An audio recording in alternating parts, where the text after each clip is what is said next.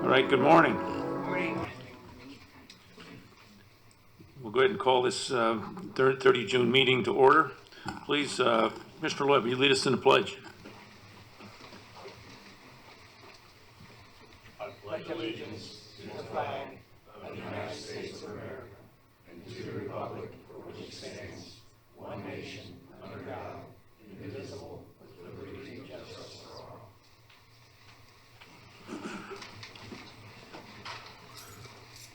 All right. Okay, first let's recognize, as we do every month, our ambassadors that are here. Dennis Hepburn, Robbie Roberts. Did you say something? Oh, Robbie's birthday? Oh. So happy birthday, Robbie.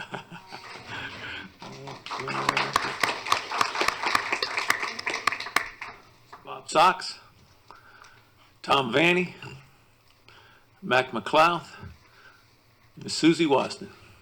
Thanks, everybody.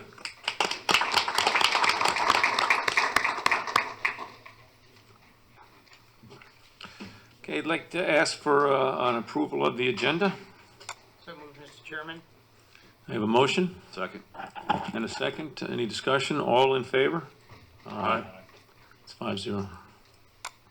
Ask for approval of the minutes from the May 26, 2021 commission meeting. So moved. Second. Motion and a second. All in favor? Aye. It's 5-0. Before we get started, I did see another of our local representatives. I just saw Karen Woolis come in, a commissioner from Cocoa Beach. Good morning, Karen. Thanks. Okay, we're going to start off with our finally once again live Longevity Employment Service Awards. And we're going to start off not quite in the normal order. We're going to bring someone from the top up first. John Murray, please.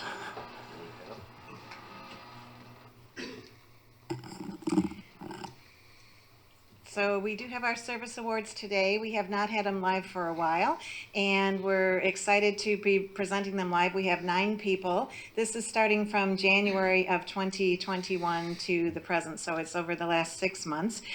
These employees had milestones, and we're happy to celebrate them. Our first one is Captain John Murray, and he is our CEO. Captain Murray joined the Canaveral Port Authority in February 2016.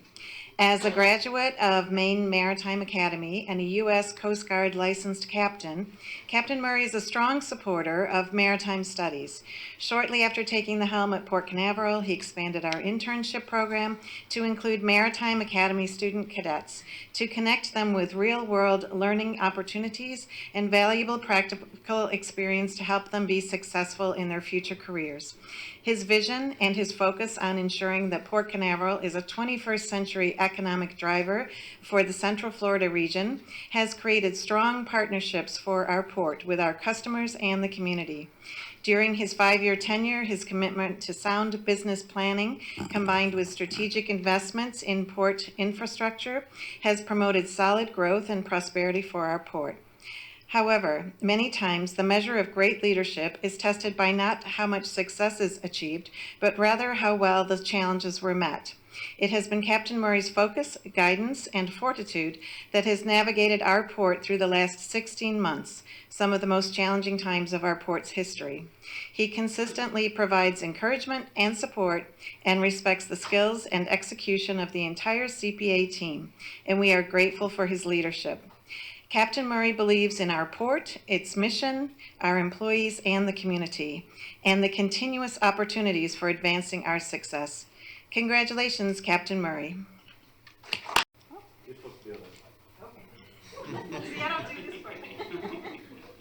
Amanda Brailsford-Urbina. As Vice President of Human Resources, Recreation, and Customer Experience, Amanda is responsible for strategy and execution for these departments. Amanda encourages progressive, innovative, and collaborative culture that recognizes the unique contributions of all employees. Personally, I would like to add that on behalf of the HR team, We appreciate Amanda's leadership and guidance, which has provided a path for each of the HR staff members to grow professionally as well as the department. Amanda loves international travel and spending time with her husband and cats. Congratulations.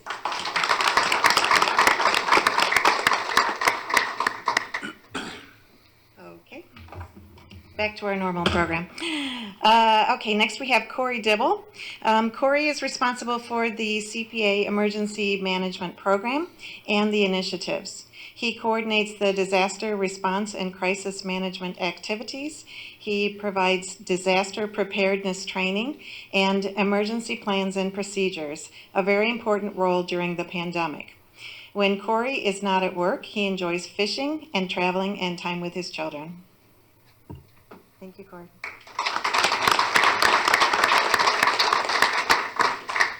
Robert Musser. Bob Musser is next as the Senior Director of Environmental.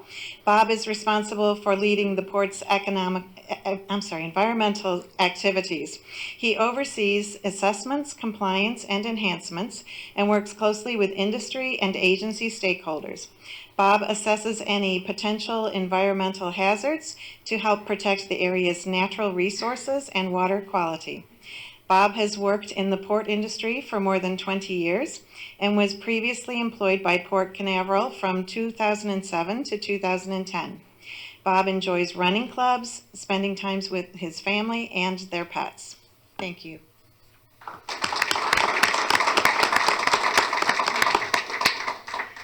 Next, we have our 10-year honorees. Lisa Botzenmeyer is the Senior Administrative Assistant for the Cruise Operations Department. She also supports the Cargo Crane Operations Department. She is the point of contact for customers with questions regarding parking and online parking reservations. During the pandemic, Lisa also assisted in many other departments. When not at work, Lisa enjoys spending time with family and friends. Thank you, Lisa. Jerry Martinico, also a 10-year honoree. In his role as a landscape technician, Jerry helps with keeping the port's grounds, building, and roadway manicured for our guests and visitors to enjoy. He is a team lead and is the main person who trims and takes care of the palm trees throughout the port. Jerry is an avid sportsman and enjoys hunting and fishing, along with spending time with his family. Thank you, Jerry.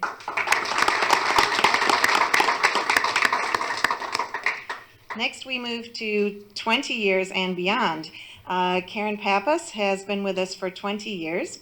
In her role as Director of Procurement and Materials Management, Karen plans, develops, directs, and monitors all aspects of the centralized procurement and materials management of the port.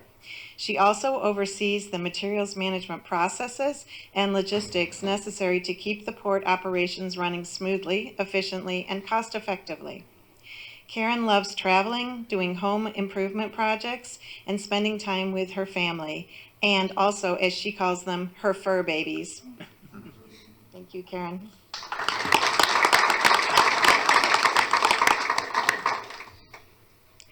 Next, we have Patricia Poston, who has been here for 25 years. Pat is the Senior Director of Finance and is responsible for monitoring financial activities of the port. She conducts audits, works to secure port grants, and as well as implementing accounting policies and practices to ensure the organization operates efficiently. Pat enjoys family time with her husband, children, and grandchildren, and besides her family, she has a passion for photography and enjoys living on the water. Here's a fun port fact. When Patricia started at the port in 1996, the revenues were $18 million. In our pre-pandemic year of FY 2019, the revenues were $106 million, so times have changed. Thank you very much, Pat, for your contributions.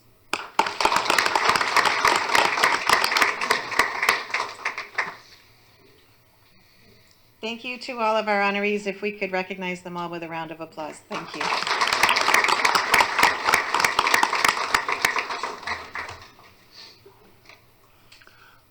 Okay, thank you very much, Amanda. That was great. A lot of dog lovers out there. Okay, next up, Gulf Tanner Operations Update, Joe Cruz. Great to see you, Joe. It's been a while.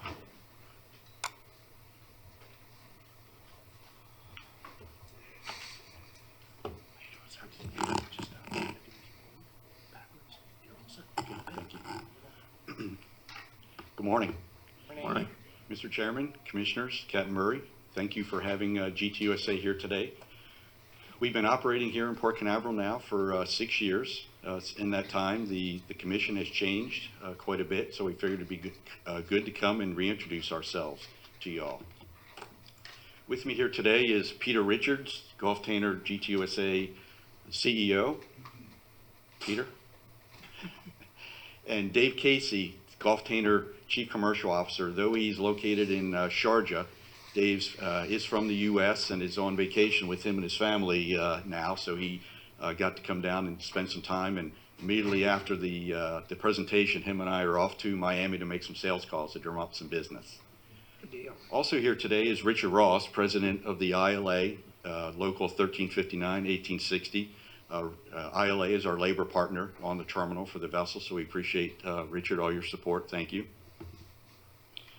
A quick COVID update. GTUSA office was open the entire time. The port was open the entire time. We worked vessels and thankfully got busier and busier, as time went on. So though the world was suffering under a pandemic, the CCT, we benefited from increased volume. So we appreciate of that and look forward to that continuing.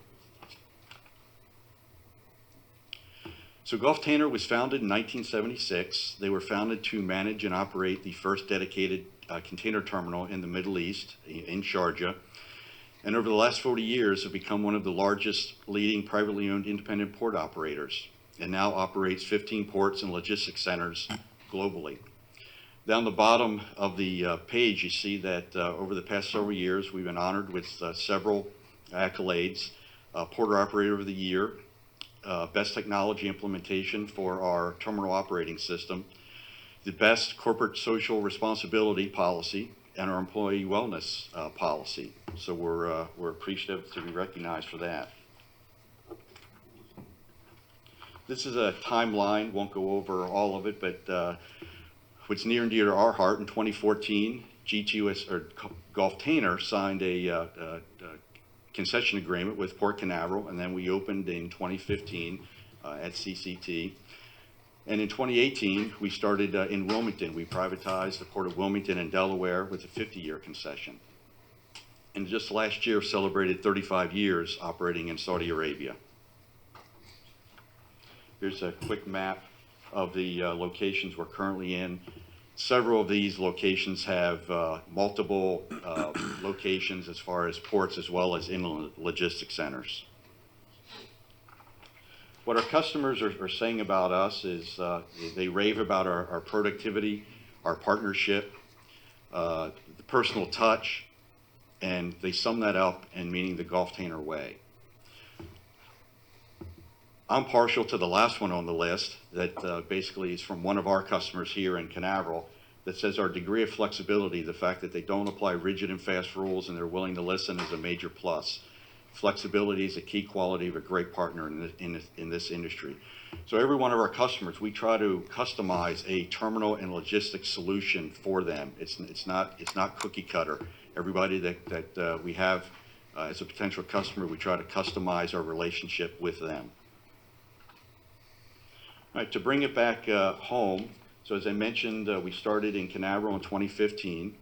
Our sister company, AWFS, opened in Port Canaveral in 2016.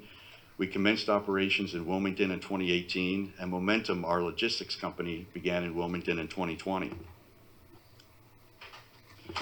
So in 2014, we signed a 20-year concession with the Port Authority to manage and operate the Canaveral Cargo Terminal, which included a 10-year option followed by a 5-year option for a total of 35 years.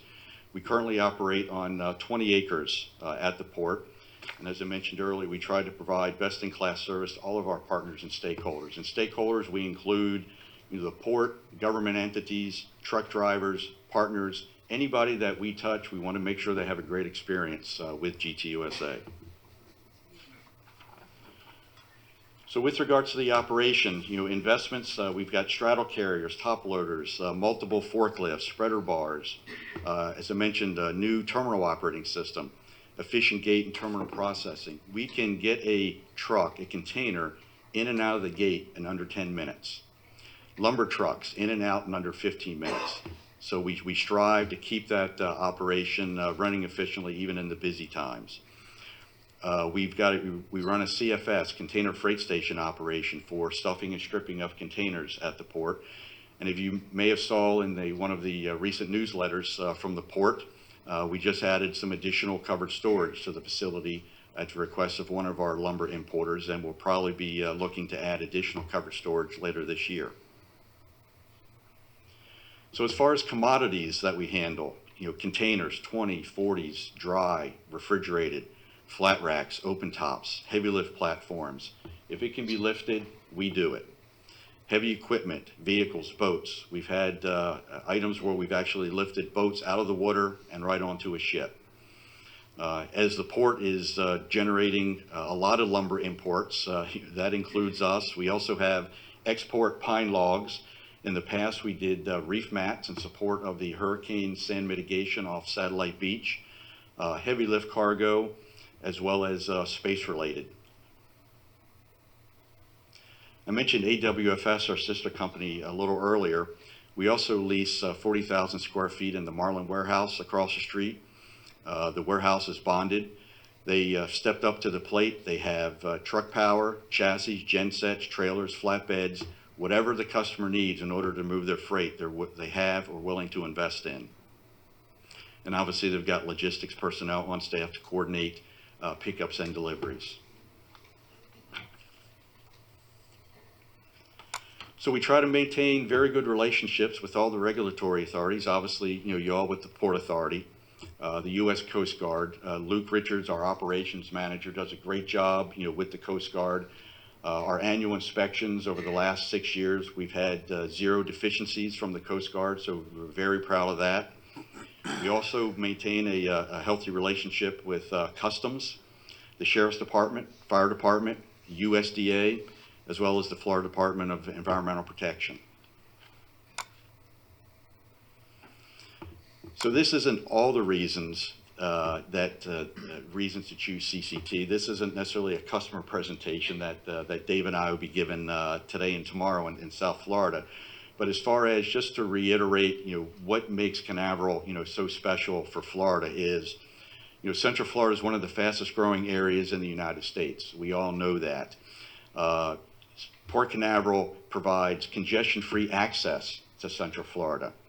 And using the port, we can reduce their inland drayage 50 to 75% over ports Jacksonville, Miami. If you're aware, Central Florida freight comes as far away as Savannah, Charleston, New Orleans, and sometimes LA. So we can save folks considerable money by using Port Canaveral. The port's friendly, we're accommodating, willingness to customize any operation to a customer, as well as Gulf Tainer's 40 years of expertise in port handling and customer service. So that's our presentation. We appreciate you all having us today, and open it up if you all have any questions for us. But I would like to invite each of y'all, if you haven't been over to the port in a while, I'd love to have you over for a quick tour of the facility and just spend some more time with you if you all have any questions, what we do and how we do it. Hey, that's great, Joe. Thanks. I definitely I do have a question.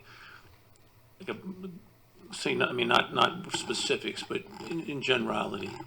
6 years now, okay, you've been here, and if you started off here and you went to wherever, and then of course we had the 15 months of the pandemic, what did that do, and then where are you now, and then 5 years from now, give us a little, get strong here, and it means you're going to be able to do what?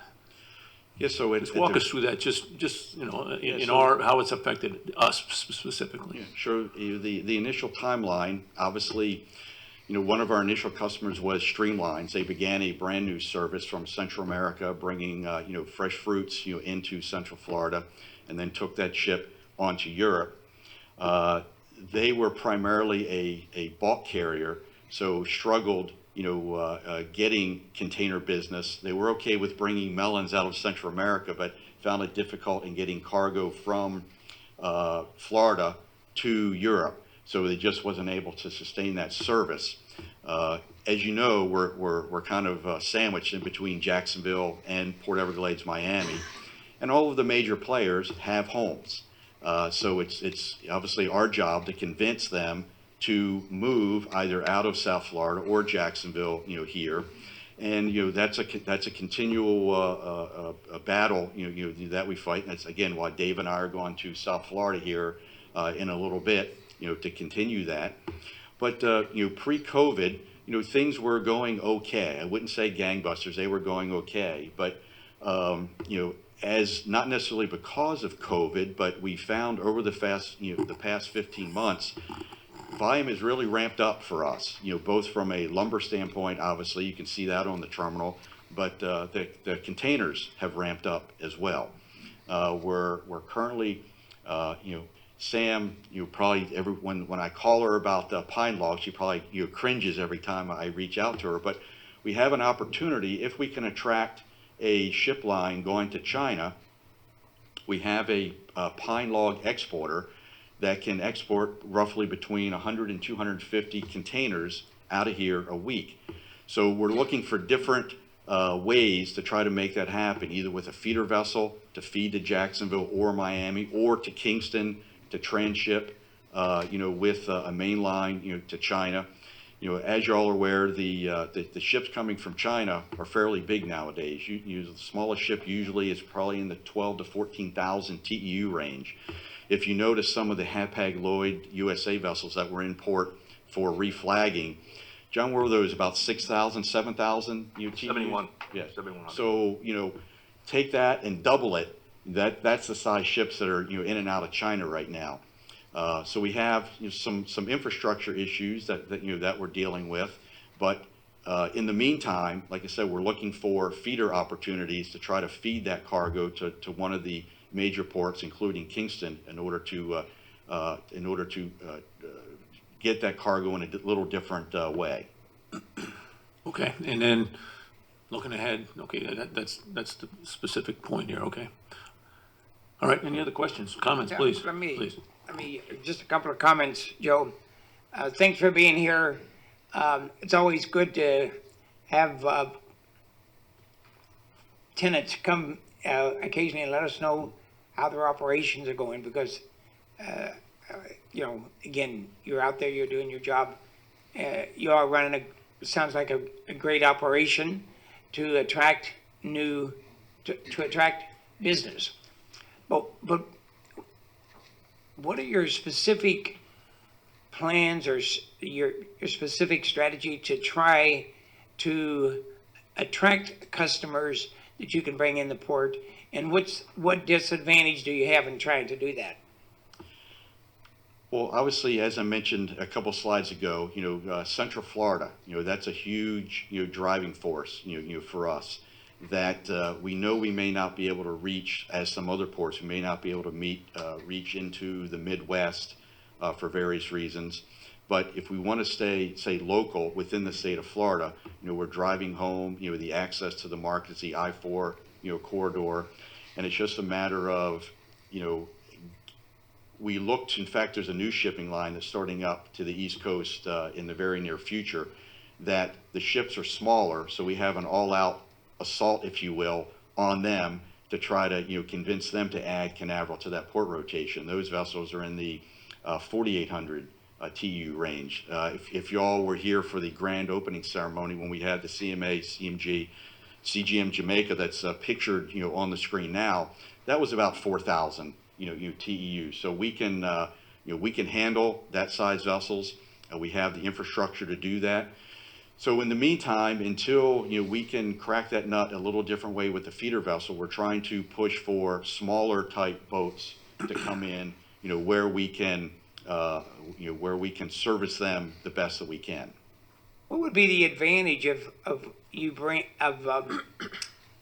them coming here as opposed to Miami and Jacksonville that we're sandwiched in between? Congestion, not only in the port, but on the roads. I mean, obviously, we know we have no congestion. As far as, customer service, Gulf-Tainer is known worldwide as being one of the, customer-friendly terminal operators. So we're trying to sell, those advantages. And it's just, like I said, we've kind of changed gears, though we don't forget about the big guys. We're trying to concentrate on some of the smaller ones to get in here in order to, grow the business that way. Besides new business, what long-term customers do you have that you've had for 3, 4, 5 years for coming into port? Well, lumber is one. We've been handling lumber for 3 or 4 years. We've got a U.S. flag customer that services the Ascension U.S. Air Force Base on Ascension Island. We've had them for 5 years. We've had another customer in the space industry. They were our very first customer that's been with us.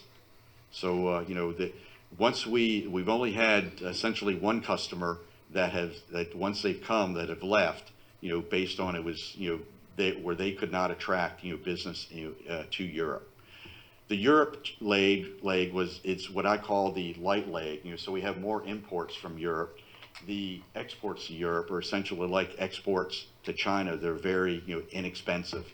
So it's very difficult when you're offering a premium service to offer $200 and $300 rates back to Europe. So that was one of the reasons, why they had to bail. One last question, Mr. Chairman, and I used the word customer, but that really wasn't what I meant.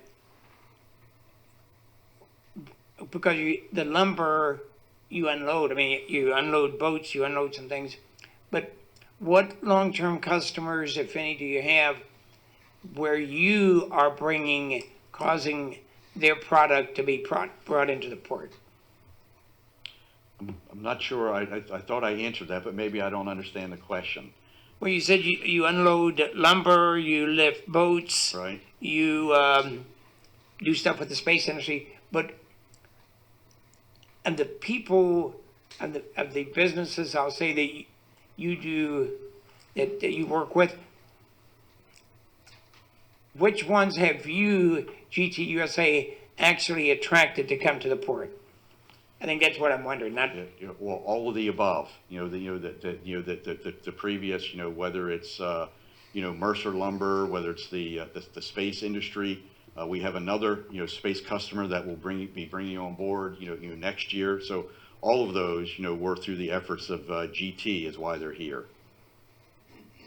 okay. Thank you. Mm-hmm. I have a question, please, Mr. Chairman. I don't have your lease in front of me, so John may have to correct me, but there were certain minimum guarantees I think we had for the first 10 years, and I think we've struggled meeting those. You guys have 20 acres of space, prime space here in Port Canaveral. So maybe John can even answer this. Has there been any talks with GT in Port Canaveral about renegotiating that lease and possibly doing something that works better for you guys and better for us as well? Yeah, this has been an ongoing exercise. We've done multiple changes. Last year, we took some property back right at the pandemic and gave them some relief on that. We used it for other purposes. You've now got it back. I'm not sure I know exactly where you're going with the question, though. I think I'm encouraging GT to understand the resource that we have and to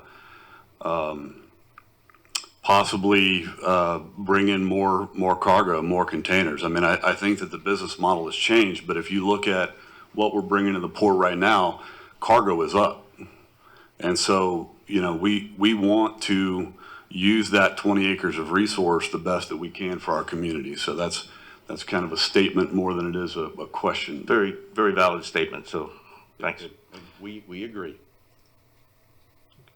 What long-term plans do you have to really use the vacant land that you have the options on that have been tied up since the agreement was signed 6 years ago?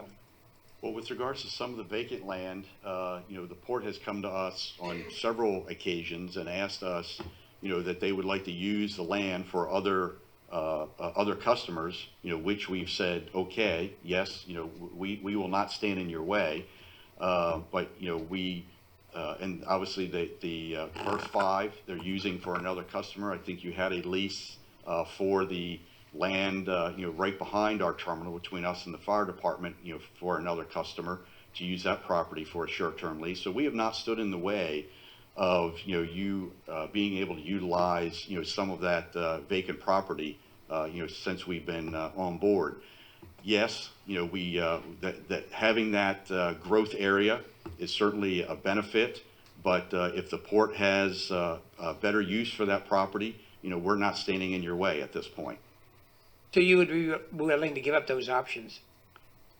That's probably maybe not a good question for you, because I don't know, you're not, and I'm not gonna ask Peter either, but hopefully in the future, in the near future, there could be some specific discussion about the possibility, of agreeing to release at least one of the options that you have on this land. Yeah, and, you know, as, you know, Commissioner Lloyd, you know, suggested, you know, we're open, you know, to relooking at the concession, you know, for the benefit of both parties. And if that includes, you know, some of the extra land, you know, that's fine. You know, we're willing to, you know, to discuss everything. But, you know, that property, you know, it was there, and we hope to be able to utilize it, you know, sometime in the future. If you have short-term, you know, need for that, you know, we won't stand in your way. If you have a long-term proposition, you know, obviously, you know, we'll discuss it, and if it makes the best sense for us and for the port, you know, we'll be agreeable. Right. Okay. You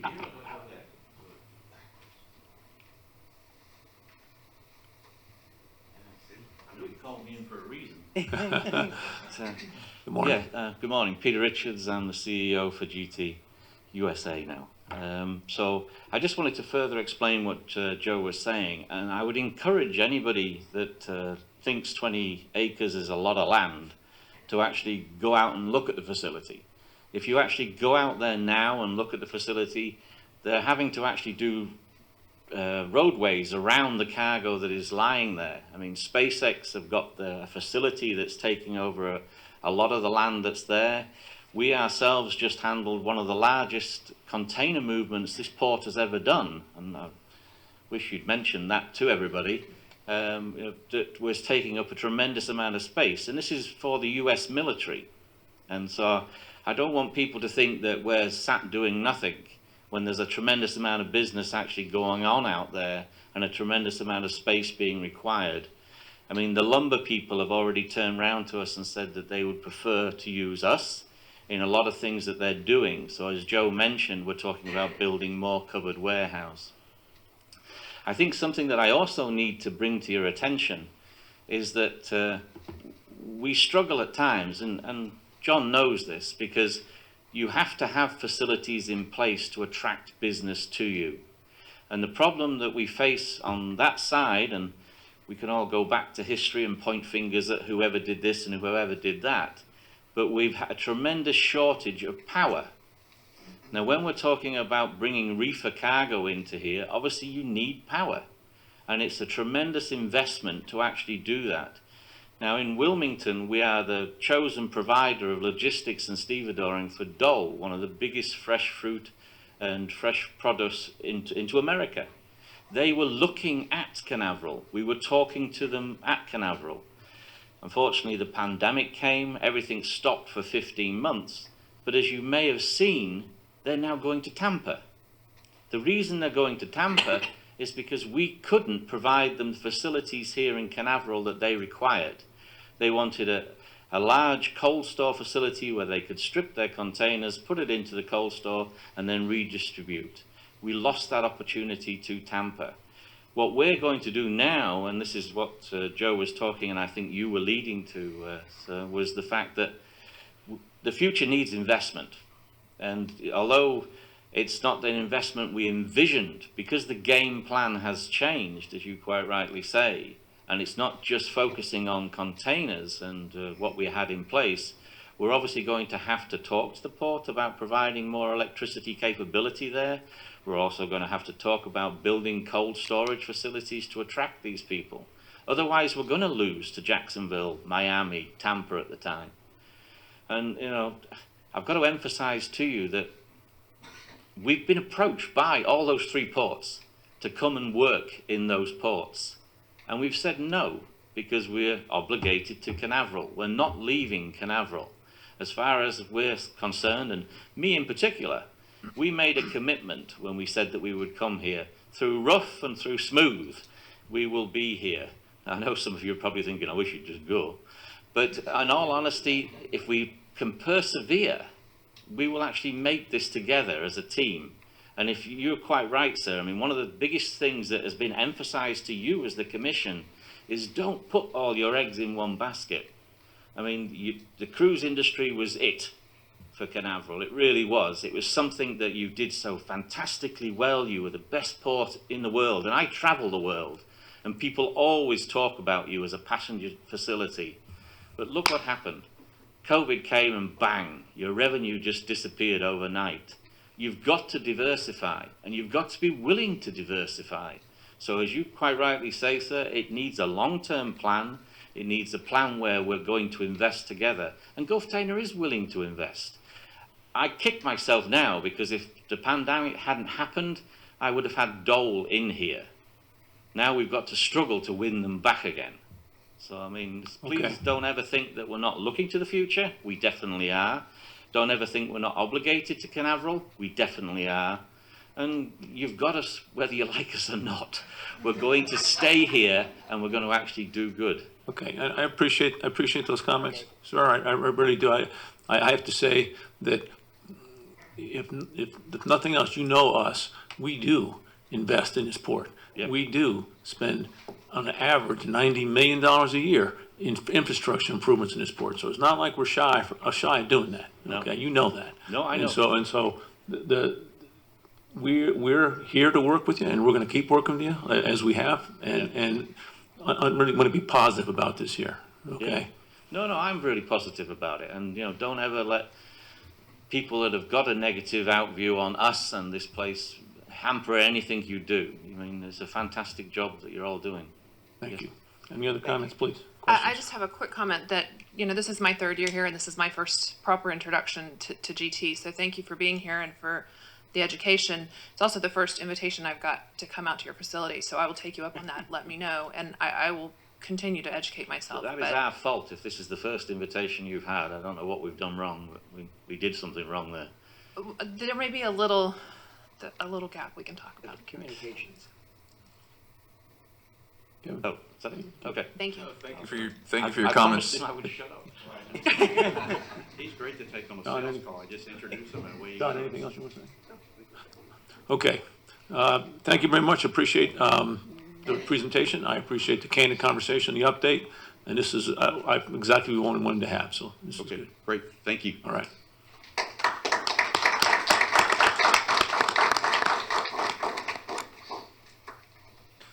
All right. Next, we'll move on to commission discussion items. Commissioner Hadaway. Oh, I'm ready. I will be quick. I would like to announce the fall class, the 2nd class of the Junior Port Ambassadors. We have 7 high schools represented, 5 10th graders and 6 11th graders. We narrowed it to those grades this year to make sure we hit kids that will be coming back the following year to present and share Port Canaveral with their schools.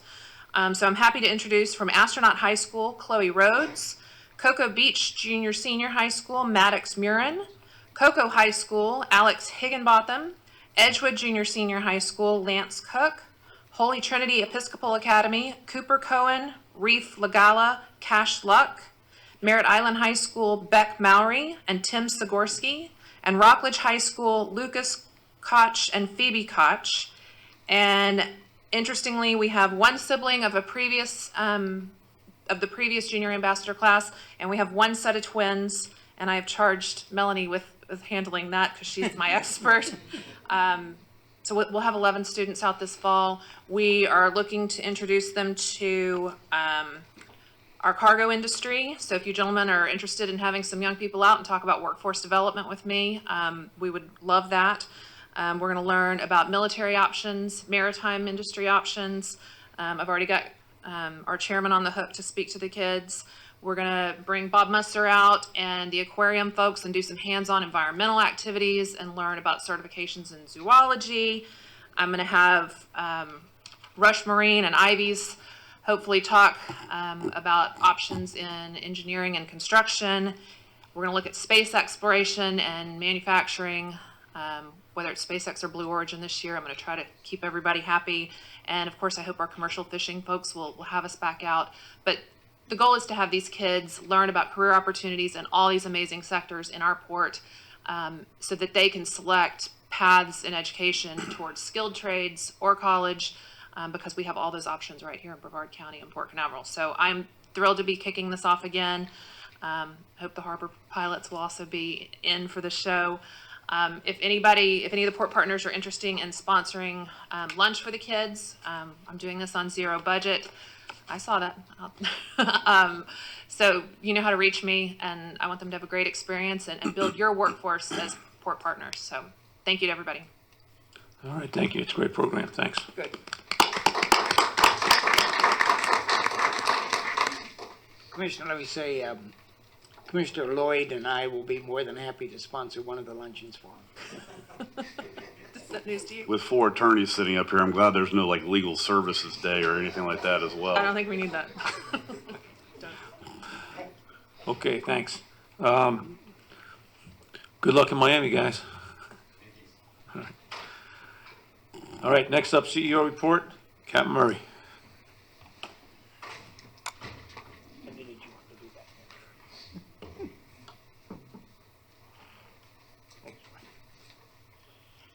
Morning.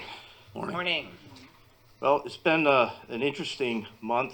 Some of you have been part of some of our festivities over the last 30 days. I'll just start out with a photograph. We had the arrival of the Mardi Gras on June 4th. It was a great day, great experience to have the ship alongside. She stayed alongside for a better part of about 3 weeks. She'll be back in another week or so. And she's right now planning to launch revenue sailings on the 31st of July. So it'll be our first revenue ship out of Port Canaveral. Yeah, good So- deal. Long drive, pal. We had many of the Carnival executives came in for the event, Christine Duffy and Arnold Donald in the photograph here with Commissioner Justice and I. We also had a very unique day. Is on the top right-hand video. You'll see the Odyssey of the Seas passing the Mardi Gras. On that day, we had the 2 newest cruise ships in the world at Port Canaveral at the same time. The Odyssey came in for vaccinations, and I'll touch on that in another slide. Let me just give an update on the Florida lawsuit. That's on everybody's mind. I get a lot of questions about it, and I'll do a quick recap of how it started and where it stands today. It was filed on April 8th. Attorney General Moody filed a lawsuit against the CDC, Department of Health, Human Services, and the White House administration on the 8th. On the 22nd, she filed an injunction for immediate relief from CDC's conditional sale order. Then on May 12th, there was a preliminary injunction hearing in District Court, Tampa Division. I attended that along with Caitlin Lewis on our team, and it was an interesting event, to say the least. It ended with the judge ordering mediation, which did occur on May 27th. On June 10th, there was a second preliminary injunction hearing. We also attended that one as well, and it was a much different, more animated, I should say, hearing than the first one. And on June 11th, the magistrate, Judge Porcelli, declared mediation efforts had reached an impasse. And the reason it was a little more animated is there was some talk about there being an impasse already. When you do a mediation, all discussions and outcomes are supposed to be confidential and only returned to the presiding judge. And I think that was Judge Meriday was a little perturbed that some of the word got out. So he set the court record straight, and we moved into the next phase where they actually filed the impasse. So that kept the clock moving in a different direction. A few days later, on June 18th, Judge Meriday issued the order resolving Florida's motion for preliminary injunction, And in quotes, it says, finds that Florida is highly likely to prevail on the merits of the claim that CDC's conditional sailing order and the implementing orders exceed the authority delegated to the CDC, period. Now, the key point here is this is the state of Florida suing the CDC and the federal government. So the judge granted the motion for preliminary injunction due to Florida's probability of success in the long-term process of the lawsuit. So this is just a preliminary injunction that it was granted. That would prevent the CDC from enforcing the conditional sail order, including technical guidance for sailings from Florida only. So it's not causing any disruption to the CDC in other states around the country that the cruise lines operate. It's only in Florida. The injunction goes into effect at 12:01 a.m. on July 18th. And at that point, CDC's orders and guidelines will be non-binding recommendations as opposed to hard, fast order and rules that they are today. By July 2nd, CDC may propose for judges' consideration an alternate, narrower guidelines that permit cruise ships to sail. And the parties have been ordered to return to mediation to come up with reasonable ways forward to get restarted. You know, I'm not sure that you know, the injunction and the relief will really change things that much. And this is just me personally talking. I don't think there'll be that much of a change. You got to remember the CDC is a national organization. They are still able to enforce their rules in all other states, and all of the cruise lines operate in other states. So I would, you know, the indications I'm getting is that it's not going to make that much of a difference, and the cruise lines are going to continue to do what they need to do to get their operations started under whatever guidelines are in place at that time, and we'll see.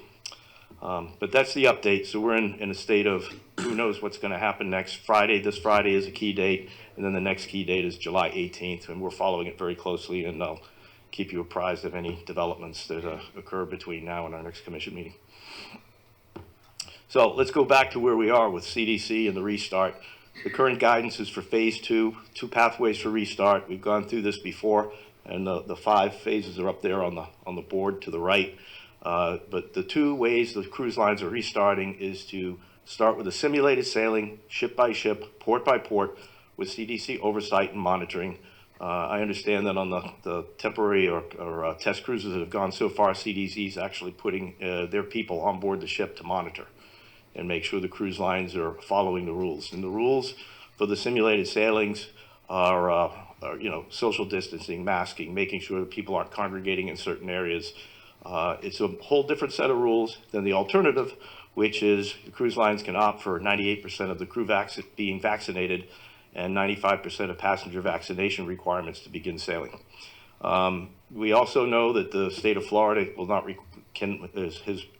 has a law now that you cannot demand a passport or a vaccine passport to conduct business, and it kind of conflicts to a lot of people with how the cruise lines can operate. But they can certainly impose extra fees for unvaccinated people. You know, why, if you have an opportunity to get a vaccine, this is me talking again, if you have an opportunity for a vaccine, then why should the cruise line have to pay for you to be tested? Because that's what the CDC guidelines are. So if I'm going to get on a ship, they're going to charge me for testing. They're going to charge me to make sure that I don't go into any areas that are reserved for vaccinated people. And bottom line is the cruise won't be much fun, and it's going to be more expensive. So if I give a vaccine card, I get a discount. That falls within the law. So I think you know, most of the cruise lines are moving in that direction. We're talking about children, and that's the issue, is the children. The children is the issue. We're a family port, and that's one of the issues, and one of the reasons we're probably starting a little bit later than the other ports is because we are so family-oriented. It's going to be very difficult for some of our brands here to operate under a fully vaccinated ship. Carnival has announced that the Mardi Gras will operate that way. I don't know if it'll operate that way for 3 or 4 sailings, 10 sailings, a year, 2 months, who knows? They haven't made that determination yet, but the first sailing will be a vaccinated sailing.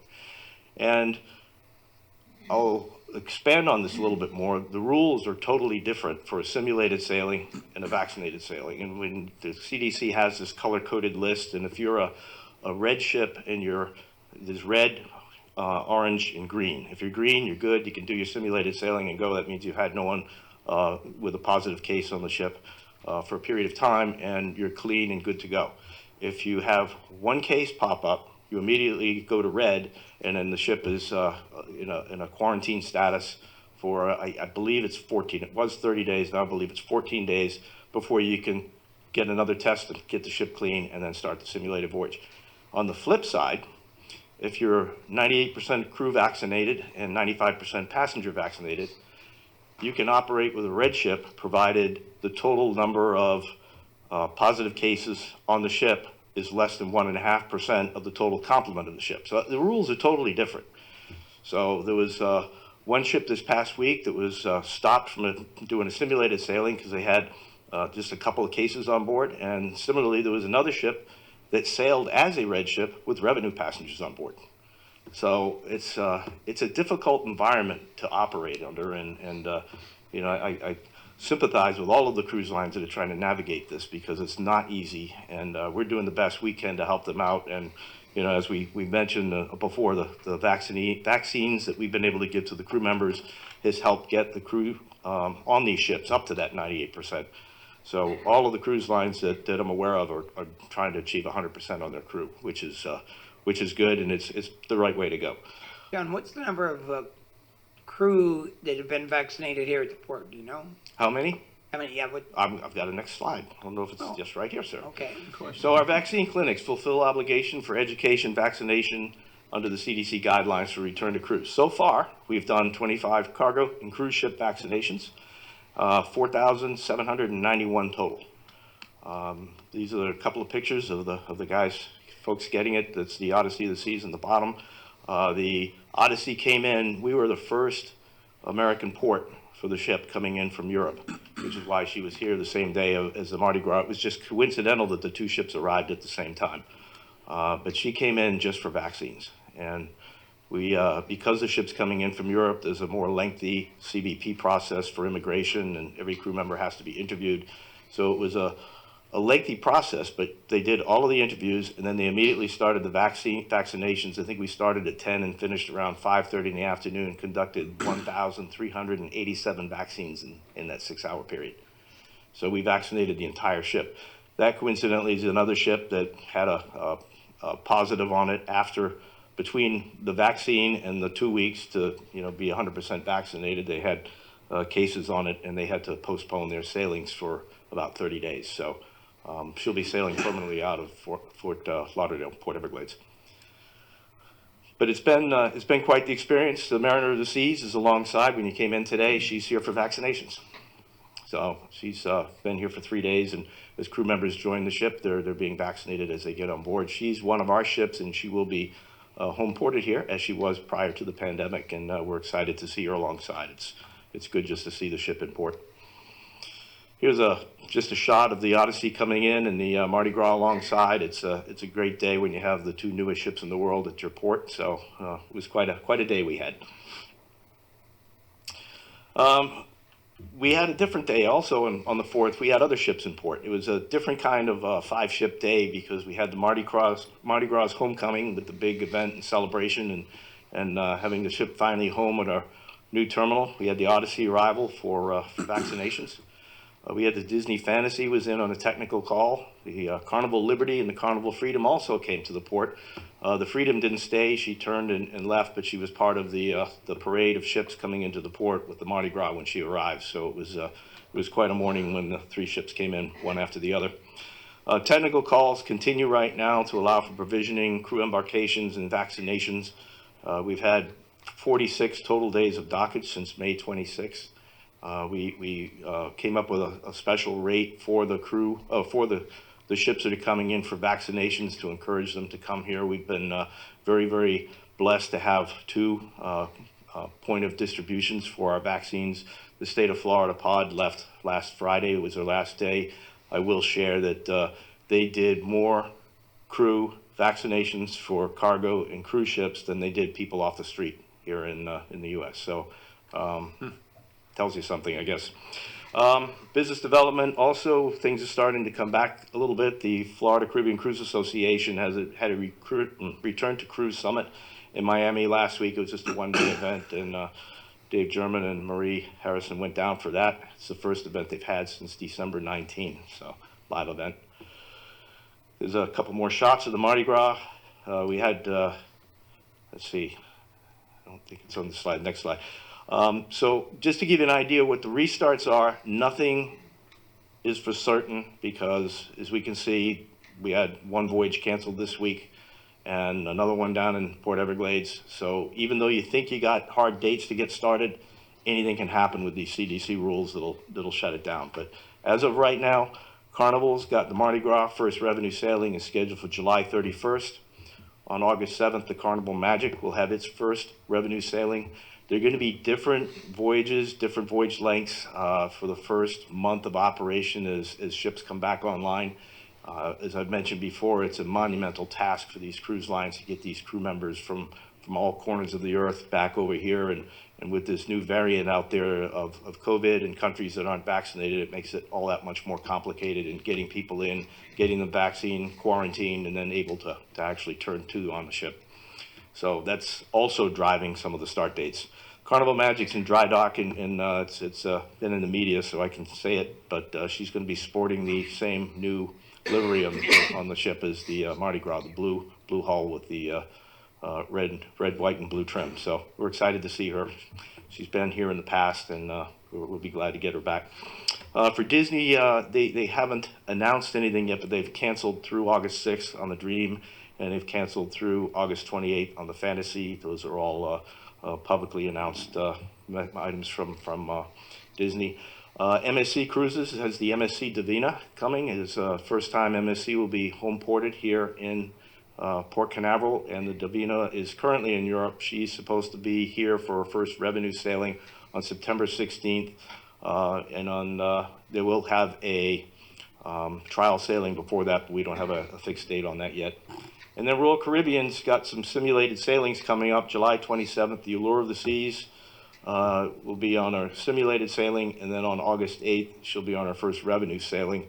And then on the 23rd, the Mariner of the Seas, who's outside right now, will have her first revenue sailing. There'll be a simulated sailing before that. As I say, with the court order, the CDC changes every day. Everything here could change, and it could get delayed. I don't think anything will be advanced, only because it's hard to get the crew members on the ships. And what the cruise lines are doing is trying to get as many people vaccinated, ready to go, and then they'll move them to different ships to get the process going. There may even be some other processes where people will be quarantined ashore so that they can go straight to the ship when the ships come in. But it's a tough process, and everyone's working through it as best they can. So. Is Disney giving us specific reasons for why they're canceling more than the other cruise lines? Or are they saying CDC or? No, they've got trial sailing scheduled as well, but there's no, there's nothing specific. It's just how they deal with their customer base, and nobody wants to cancel a sailing. So when you put it on the books that you're going to do the sailing, you want to make sure you do it right now, because these sailings are all new. They're different routes. They're different destinations. Most of the island destinations that the ships are going to are not heavily vaccinated. So that's another dynamic they have to deal with, and people getting shore leave, and you don't want unvaccinated people necessarily on your ship going ashore and either giving COVID to somebody else if they're not vaccinated, or infecting the island population, or the island population infecting the ship. So there's a lot of variables out there that these guys are working with right now. It's not as simple as putting everybody on the ship and sending them out. So, particularly in the Caribbean right now. Do you have a question? No question. That answer? John, when they do a simulated sailing, who's on the ship? It depends by cruise line, but the first one that was successfully, and the only one successfully done to date, was out of Miami on the Freedom of the Seas, and the ship was, I don't know how many were on there, but we were all Royal Caribbean employees. All employees? Yeah, and that's what they're trying to do is do it with employees, and there were a number of CDC inspectors on that cruise as well. So it came back, it was successful. I believe that ship now has a revenue sailing booked, or they're going through the process, because remember, after you finish your simulated sailing, then you have to apply to do a revenue sailing. So there's a whole process there. But Royal Caribbean, MSC, Disney, Carnival, all of them here at Port Canaveral are family cruises, and the child factor does create some different dynamics for them. You know, I know that I believe right now one of the cruise lines says everybody 16 and over must be vaccinated, and they're going to move that to 12 and over by August, because the Pfizer vaccine can now go down as low as 12. I'm not sure about Moderna right now, but they want everybody vaccinated. And I think what's happened is, as the cruise industry has started going back, the actual cruise guests want to sail with other vaccinated people, at least in the first stages. So I think that's driving some of the process right now, the decision making. And the good news is I'm really happy that these crews are going to get there. They'll have the crews all vaccinated before they get started. So I'm really happy that we've been able to assist in that, as have the other ports in South Florida. So it's good. One thing I did want to mention on the Mardi Gras update, well, I think it's on another slide, so I'll come to that in a minute. On the cargo, we had through May 31st, 267 ship calls, cargo revenue $7.5 million, and tonnage 3.4 million tons. Raider Outboards is a outboard manufacturer, or they bring in outboards from overseas, and then they modify them, and then they export them. They're in Titusville, and they have two types of outboards that they're going to be working on, and they are using our foreign trade zone designation to do the work, because they're importing and then exporting, so they don't have to pay the duties on them. And they're exporting to Germany, Netherlands, and UK. We also had ASI utilize the mobile harbor crane to load 3 retired Coast Guard boats for Royal Bahamas Defense Force. What I do also want to highlight is May was, we believe, the record month for cargo volume through the port. We went back in 10 years, and if there was something past 10 years, that's something else. But it was a best revenue month we've had in history. So we are really excited. It's being driven by lumber, space industry, the oil industry is back up and running. So we were hitting on all cylinders. And this place, as you walk right around the port, there's hardly anywhere in the port we don't have lumber stacked up right now. So it's been a very, very strong month, and I compliment the folks that made that happen. Back in the cruise media, I mean, we've been, since our last meeting, we've gotten a lot of coverage. Had another Neil Cavuto on Fox Business News. We had Errol Burnett out from CBS News talking about the lawsuit, but the Mardi Gras makes a great backdrop for people, as you can see in these photos. We had GMA in interviews with Christine Duffy on the Mardi Gras homecoming, and that was a live interview from Cruise Terminal 3. And then we had, even on the Tampa News, we had, I did a short one on the lawsuit after, because we are so impacted by what's going on versus some of the other ports. We have a lot of interest in getting cruise back running, so obviously. On the social marketing performance, Steve would have to explain again, but you know, the Mardi Gras arrival had over 15 million people reached on that, with 7 million total views. I'm told that is like a huge record to have that kind of volume on one Facebook hit. So that video is still out there, and congratulations to our guys that got a great video, and we're getting a lot of press coverage. There's a lot of people that know who Port Canaveral is and where we are as a result of our social media feeds. As you can see on our engagement trends in the last 30 days, Facebook up 1,400%, Twitter 157%, 32% on Instagram, and 47% on LinkedIn. So people know who we are, and that's really a very good thing for our port on a long-term basis. On government relations update, the Marina Evacuations Bill was signed and into law by the governor effective July 1. Requires vessels less than 500 gross tons to evacuate the port ahead of heavy weather.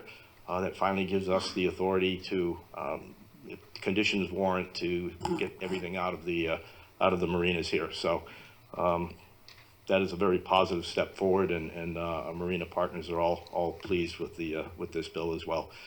Excuse me, operation and safety of motor vehicles and vessels. This is a Fish and Wildlife package that was sponsored by Representative Soroy and Hudson. It was approved and signed into law by the governor effective July 1st. It strengthens the derelict vessel statute and provides safety zones during space asset recoveries. As you recall, we've got a federal zone or federal influence on the space asset recoveries, but we also have some teeth at the state level as well. So that's a positive thing as well, and that'll protect astronauts and any other recoveries of space assets that might land in the offshore area and come back to the port from being surrounded by tourists, for lack of a better description, as they found out in the Gulf of Mexico when the first Dragon came back and it landed in a pod of commercial or recreational boats. Transportation Bill 1194 signed by the governor includes a narrow seaport preemption amendment that's effective July 1st. And new fireboat commissioning with division of State Fire Marshal Director Julius Hollis and Senator Debbie Mayfield is today after this meeting. And just to remind everyone, that was a $4.7 million acquisition by the port, supported by $1.5 million state grant appropriation plus $1 million federal port security grant. So we had a lot of help in getting that boat together, and I think you'll enjoy seeing it firsthand later this morning. On recreation, the Mardi Gras at Jetty Park, we sold out for the arrival of the ship. We had 1,500 people. Campground reservations continue to be strong. On the Mardi Gras, when I was down there early in the morning when the ship came in, but they said when the park opened at 5 a.m., there were 100 cars out there waiting to come in. So it was a really exciting day for everyone. Fortunately, the weather was good.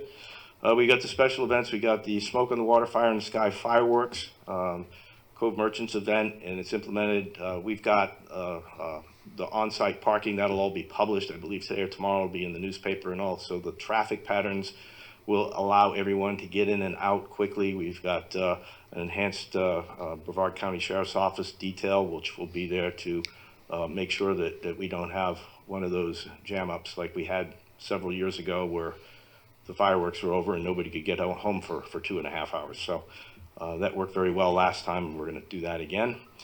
We have limited VIP tickets available for Exploration Tower. Also on the same day, same time is the Propeller Club fireworks in the harbor at Wild Ocean Seafood. They're doing a dinner. It begins at 7, and then the fireworks event after. On public safety, we hosted the FSTED, Florida Seaport Transportation and Economic Development Council Security Committee for Port Canaveral. Peter Bergeron is the chair for the committee. Roundtable discussion with the Florida Division of Emergency Management Director Kevin Guthrie. It was great. We had it right here in the commission room and talked about what we do in case of hurricane preparedness. How do we get fuel to people when they're leaving? Get fuel to people when they're coming back? And Director Guthrie was quite open to new ideas, and we had a great open conversation. Included our port partners and tenants, and as well as the other ports throughout the state that we're interested in coming over for it. We got our hurricane season planning mitigation strategies. We already had our port meeting with all of our tenants. We also have completed a hazard exercise for debris assessment and cleanup, coordinating with our departments and tenants on operations planning. I think this is the first hurricane season we haven't had a major project underway at the same time. Usually we've got something ripped apart and it creates a different dynamic when the storms are heading our way. We also had with the fireboat, Shell and Carnival provided funding for some of the onboard equipment. I just wanted to recognize them for that. One last thing I don't have a slide for, but I want to highlight it, is that on June 8th, we bunkered the Mardi Gras for the first time with the LNG barge, and that was a successful operation. I was down on the barge itself just to see how the operation was going, and it was really very, very seamless. It only lasted, the actual transfer part was about 3 hours, and the rest of it was connecting and disconnecting. And it was great to be out on the water that day with a brand new fireboat, a brand new LNG barge, brand new tug, and a brand new ship, and a brand new terminal. So it's nice. Now we just need passengers. Good. Environmental update, we've got KBV is doing the Battle of the Causeway scheduled for August 14th, Saturday, in concentration on 528 trash collection battle between East Indian River Lagoon and West Banana River Bridge areas. The KBV also has a Pick It Up, Pack It Out program focusing on trash removal, airing PSAs, public service announcements on local radio stations and electronic billboards targeting 528 and the beaches. And we've also been recertified through Green Marine for the years 21 to 22. I'm going to let Bill come through and do his quick update on what's going on, and he's got some other exciting pictures to show us. Thank you, Captain Murray. Good morning, Commissioners. Morning. It's a pleasure to give you an update on what we have going on from the capital program. Going to start with this expansion of Cruise Terminal 5 mooring improvements. If you recall, we executed this to Rush Marine at the last commission meeting, about $2.3 million. And you won't see anything out on site just yet. We are in the process of shop drawings and procurement of a lot of piles, fenders, and bollards. But by the end of August, early September, we'll have a barge out there mobilized driving piles. So that'll be good to see them get back to work. The substantial completion date on that is April 1st of next year, and final completion is early May, ready for a new ship, or the next ship by mid-May. We'll have that dock ready and expanded. So really excited about that project. Moving on to Cruise Terminal 8, we are kicking off the Phase 2 improvements on the land side for Cruise Terminal 8. And I have a couple of agenda items today. The first agenda item is closing out of Phase 1 with PCL and Rush Marine on the land side and water side. It was PCL Hurd Construction. Both companies on both efforts did a fantastic job, and I'd be glad to speak more to that if you had any questions. We are recommending today on item 1B a recommended award to Doug Wilson Enterprises for that $2.9 million. I'd like to point out that our budget was $3 million, and we were really grateful to see those prices come in below $3 million, especially given all of the volatility in the current construction market with labor and materials alike. We got 2 proposal packages in, and again, we have that recommendation for award to Doug Wilson.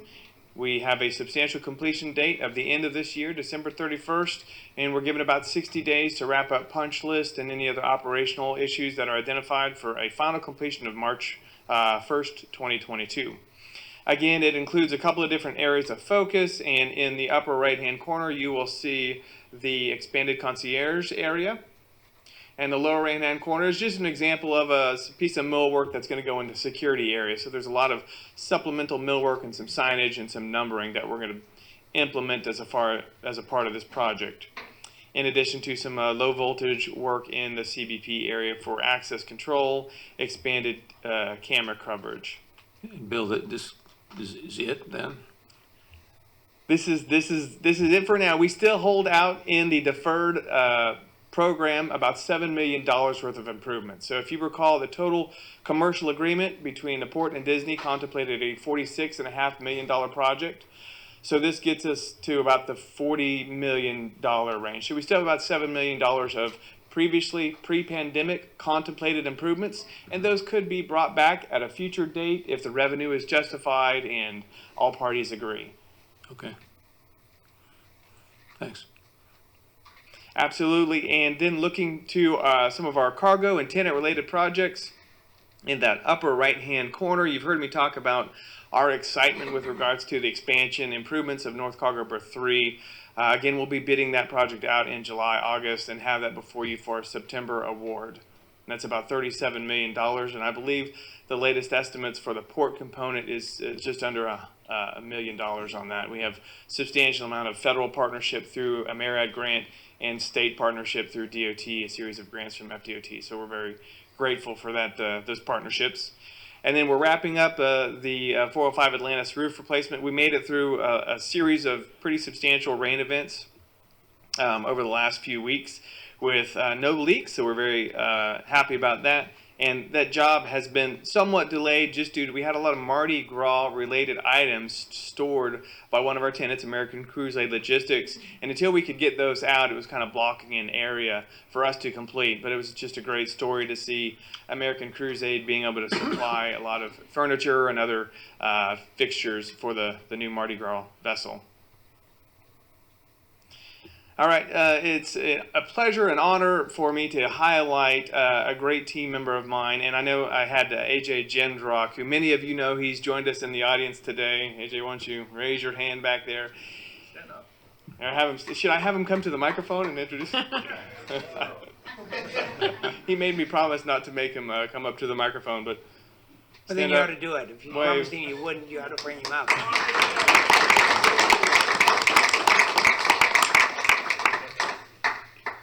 I probably owe him lunch now. So he's a great guy, and he leads a fantastic team of skilled professionals.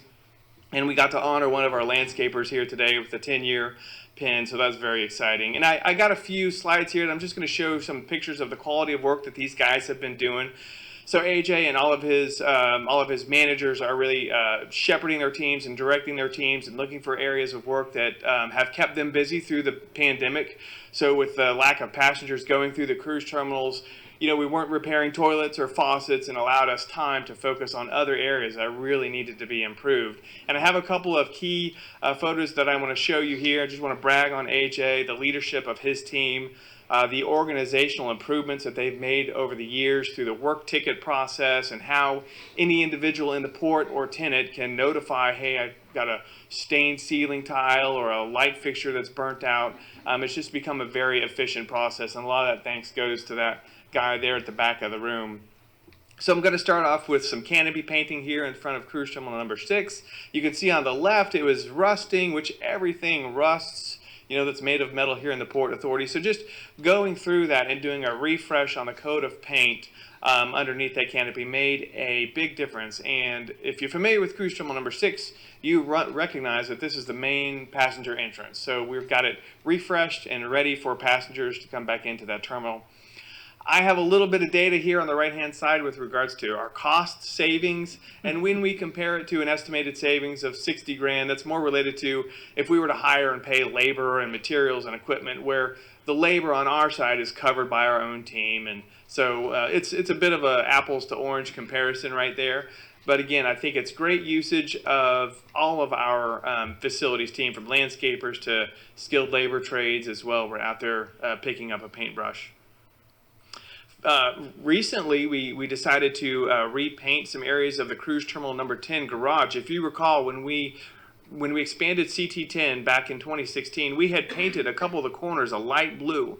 It actually was more of a vibrant blue when we originally painted it. And so over the years, it kind of turned into, this is that same color, kind of a lighter blue.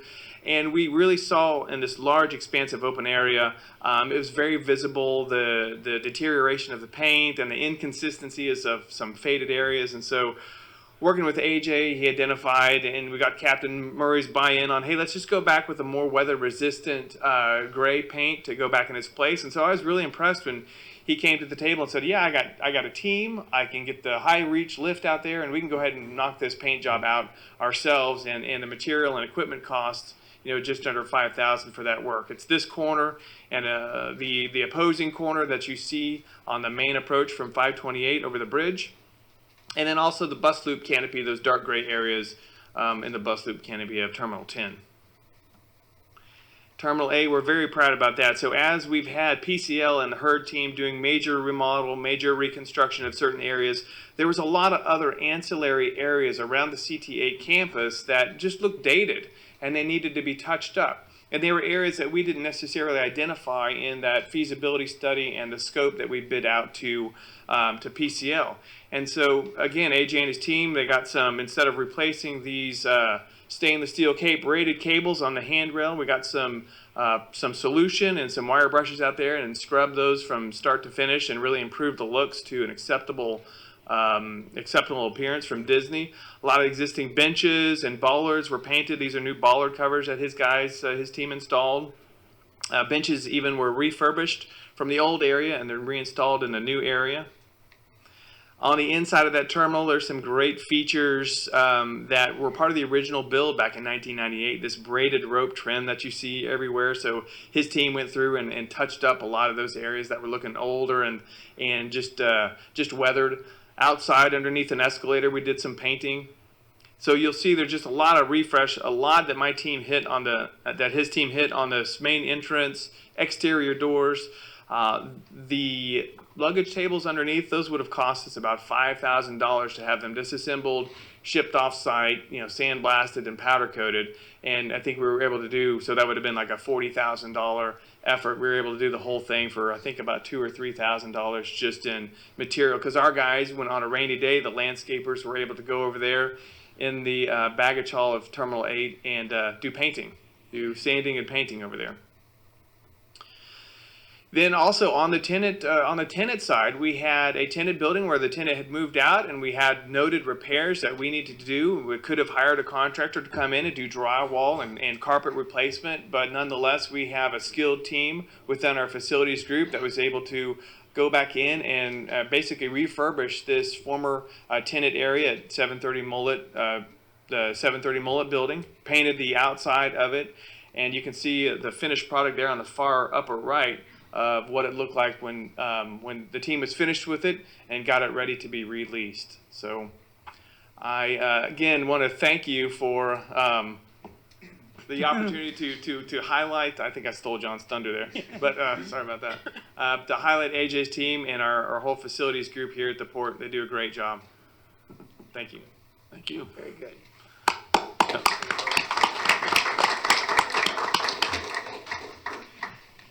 So I'll finish up. This is my last slide. I thought this was really a cool thing. This is how appreciative the crew members on the Mardi Gras were. They made this frame, and they were all taking pictures in the frame of them after they got their shots with their shot cards.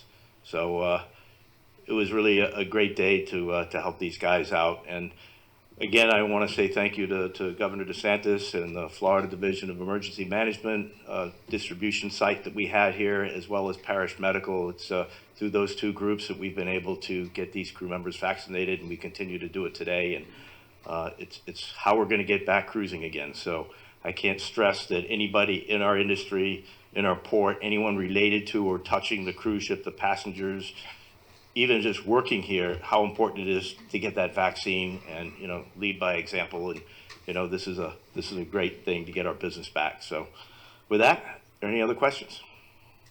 Thank you very much, John. Okay. Thanks, everybody. Okay, next, financial update. Would you be more comfortable presenting over there? You can sit right Be more there. comfortable sitting? Yeah. Better yet. This way you can do whatever you want. Thank you.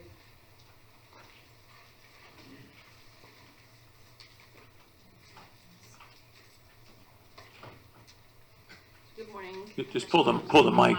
Yeah, there you go. Good morning, Commissioners. Is that better? We'll be just sitting in briefly for presenting for Mike Poole, who is not here today. And we will take a very quick look, overview of our financial statements for the 8 months ending May 31st.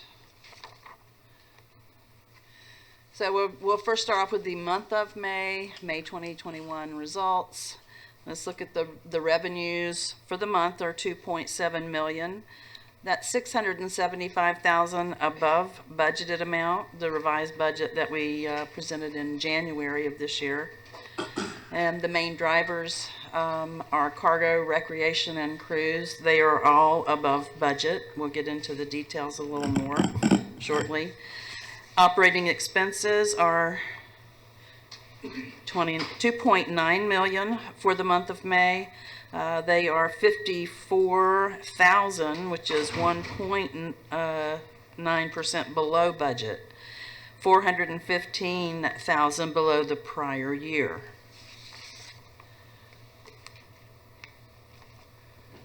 And the next slide.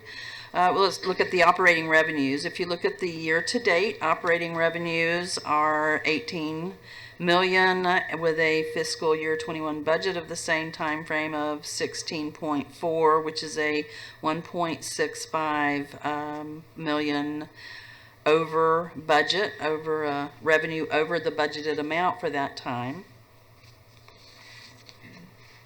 And we will do a breakdown. See if I can keep up there.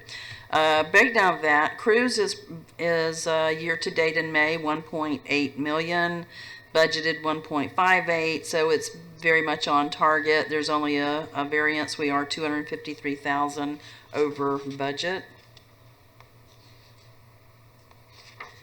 Now, if we look at cargo, on the other hand, as Captain Murray mentioned earlier, May is a banner month for cargo. It is the largest revenue month, and we did go back and verify the numbers, which is great, with a $1.2 million month. The month of May 2021 is the largest one we have.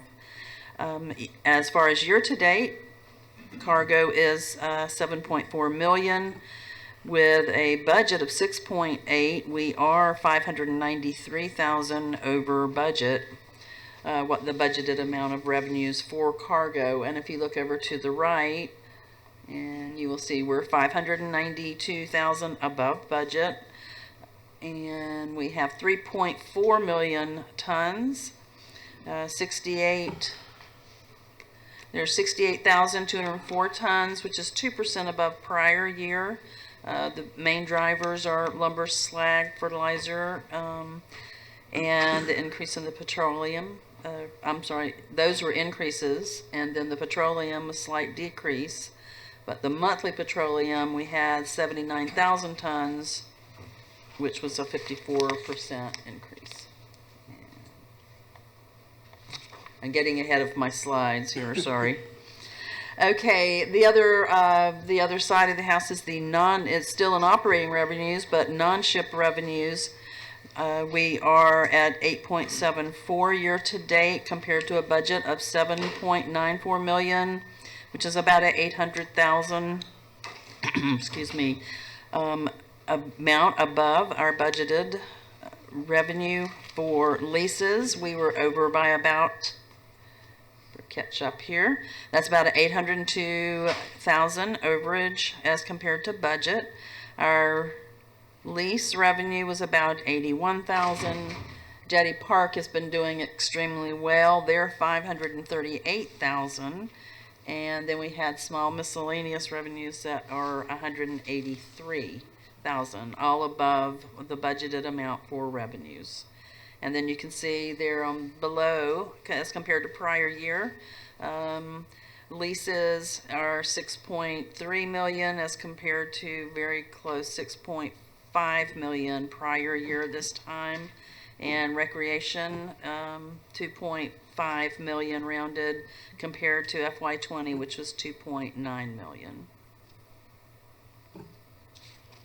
That's a quick view of the revenues. So if we move ahead to the financial review, May 2021, in summary, here are the operating revenues that we just talked about. You can see total operating 18.05 million compared to a budget of 16.4, which is showing a total of 1.65 million over what we had budgeted, and those breakdowns that we just reviewed.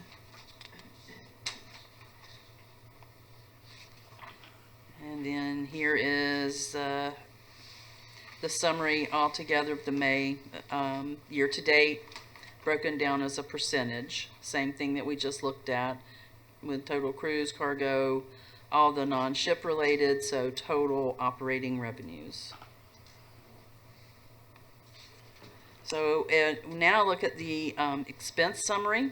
For operating expenses, pardon me, the May actual, we have broken down by department. We are in whole, 23.1 actual operating expenses as compared to budget of 24.4, which puts us at 1.2 million below the budgeted operating expenses for this time.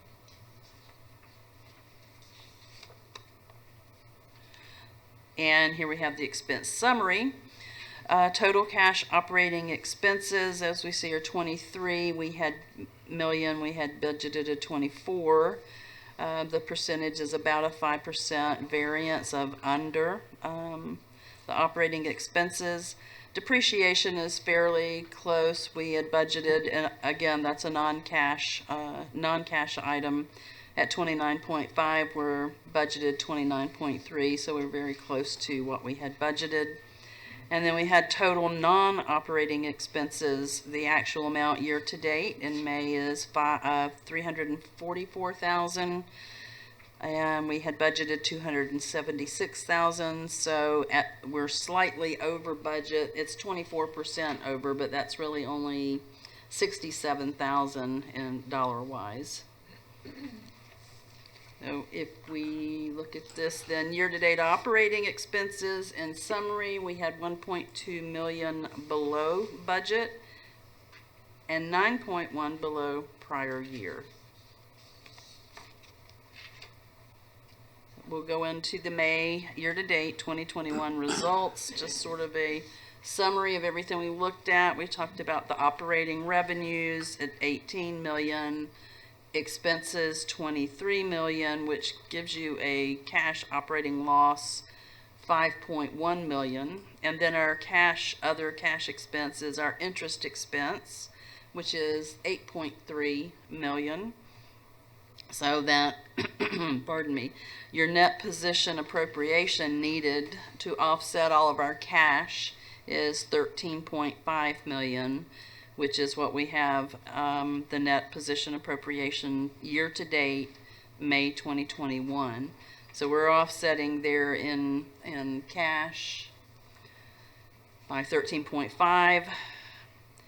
The non-cash item, depreciation, which is the 29.6, that's our total year-to-date. It's offset by a cash gain of non-operating revenues, which is our gain on our sale of logistics center. That's 3.2 million, which brings us to our total. The bottom line is your net change in position. It's a net loss of the 26.6 million. But that is a non-cash loss because driven mainly by, like we said, by the depreciation. That's it in a quick summary version. At record speed, I hope. But we've been through all of these numbers. So if we have any more questions, feel free to ask. Yeah, I'd like to make a point. One thing that hasn't come up at all today is the state COVID, or the federal COVID relief money, which now is in the state's hands, which is now headed our way. Could somebody just talk a 30-second update on how's that money doing? I can say that the process has just been defined by the state. The U.S. Treasury had guidelines on how that funding could be allocated and for what purposes and to who qualifies, et cetera, et cetera. So the Treasury guidelines were issued, and then it took the state quite a while to go through them and figure out how they would apply. And just given the seaports in Florida are all structured differently from a political or a standpoint. Some are county governments or county ports, and then we've got special districts, and then we've got municipal ports. So they had to find a model that would work for everyone. Just this past week or this week, the final numbers were due to be sent to FDOT. They've got a formula they're working through. We've got no indication on when it may come or any amount that is specified for the port. So it'll all be formula driven, and it's being handled at the FDOT level, and they're being as responsive as they can, but there are rules to how the money can be dispersed, so they're being very cautious in their approach. That's all I can say at this point. I don't have a number or a date that I could give you at this point. But you can say that there's a substantial amount. There's something coming, yes. And it may come over a 2-year cycle. Right. So we just got to, wait and see how it goes. I think, we may hear more in the next few weeks. There's an FDOT call this afternoon. I don't know if anything will be discussed on it at the time, but we've got a statewide port call with the department. So, Okay. All right, some info. All right, any other questions? So if there are no other questions on that, then what I would ask for is approval of the financial statements as presented, including then the reports that follow: the statistical aging report, list of bills, list of disposals, attorney fees, and commissioner expenses. If I can offer a few comments, I wanted to say the aging report looks great, so good job to staff for keeping us up to date, and thank you to everyone who's paying timely. I already had in my comments to make sure everybody knows what a great job staff is doing. You know, the FAA, John told me, has announced another $8 billion to airports, but we still haven't received a dime of local, state, federal, any sort of relief. We're optimistic that it's coming, but it's not moving as quickly as I'd like to see it in these numbers. And, you know, it's still a very real situation until we get these cruises running that our expenses are greater than our revenues. And our net position is down, and we continue to bleed every month. The good news is we're bleeding less. But we do have a fiduciary duty to every public dollar, and we have to stay on top of it. And I commend staff for what they're doing, and I think us as commissioners have to continue to watch what we're doing and where the money's going until we can right this ship.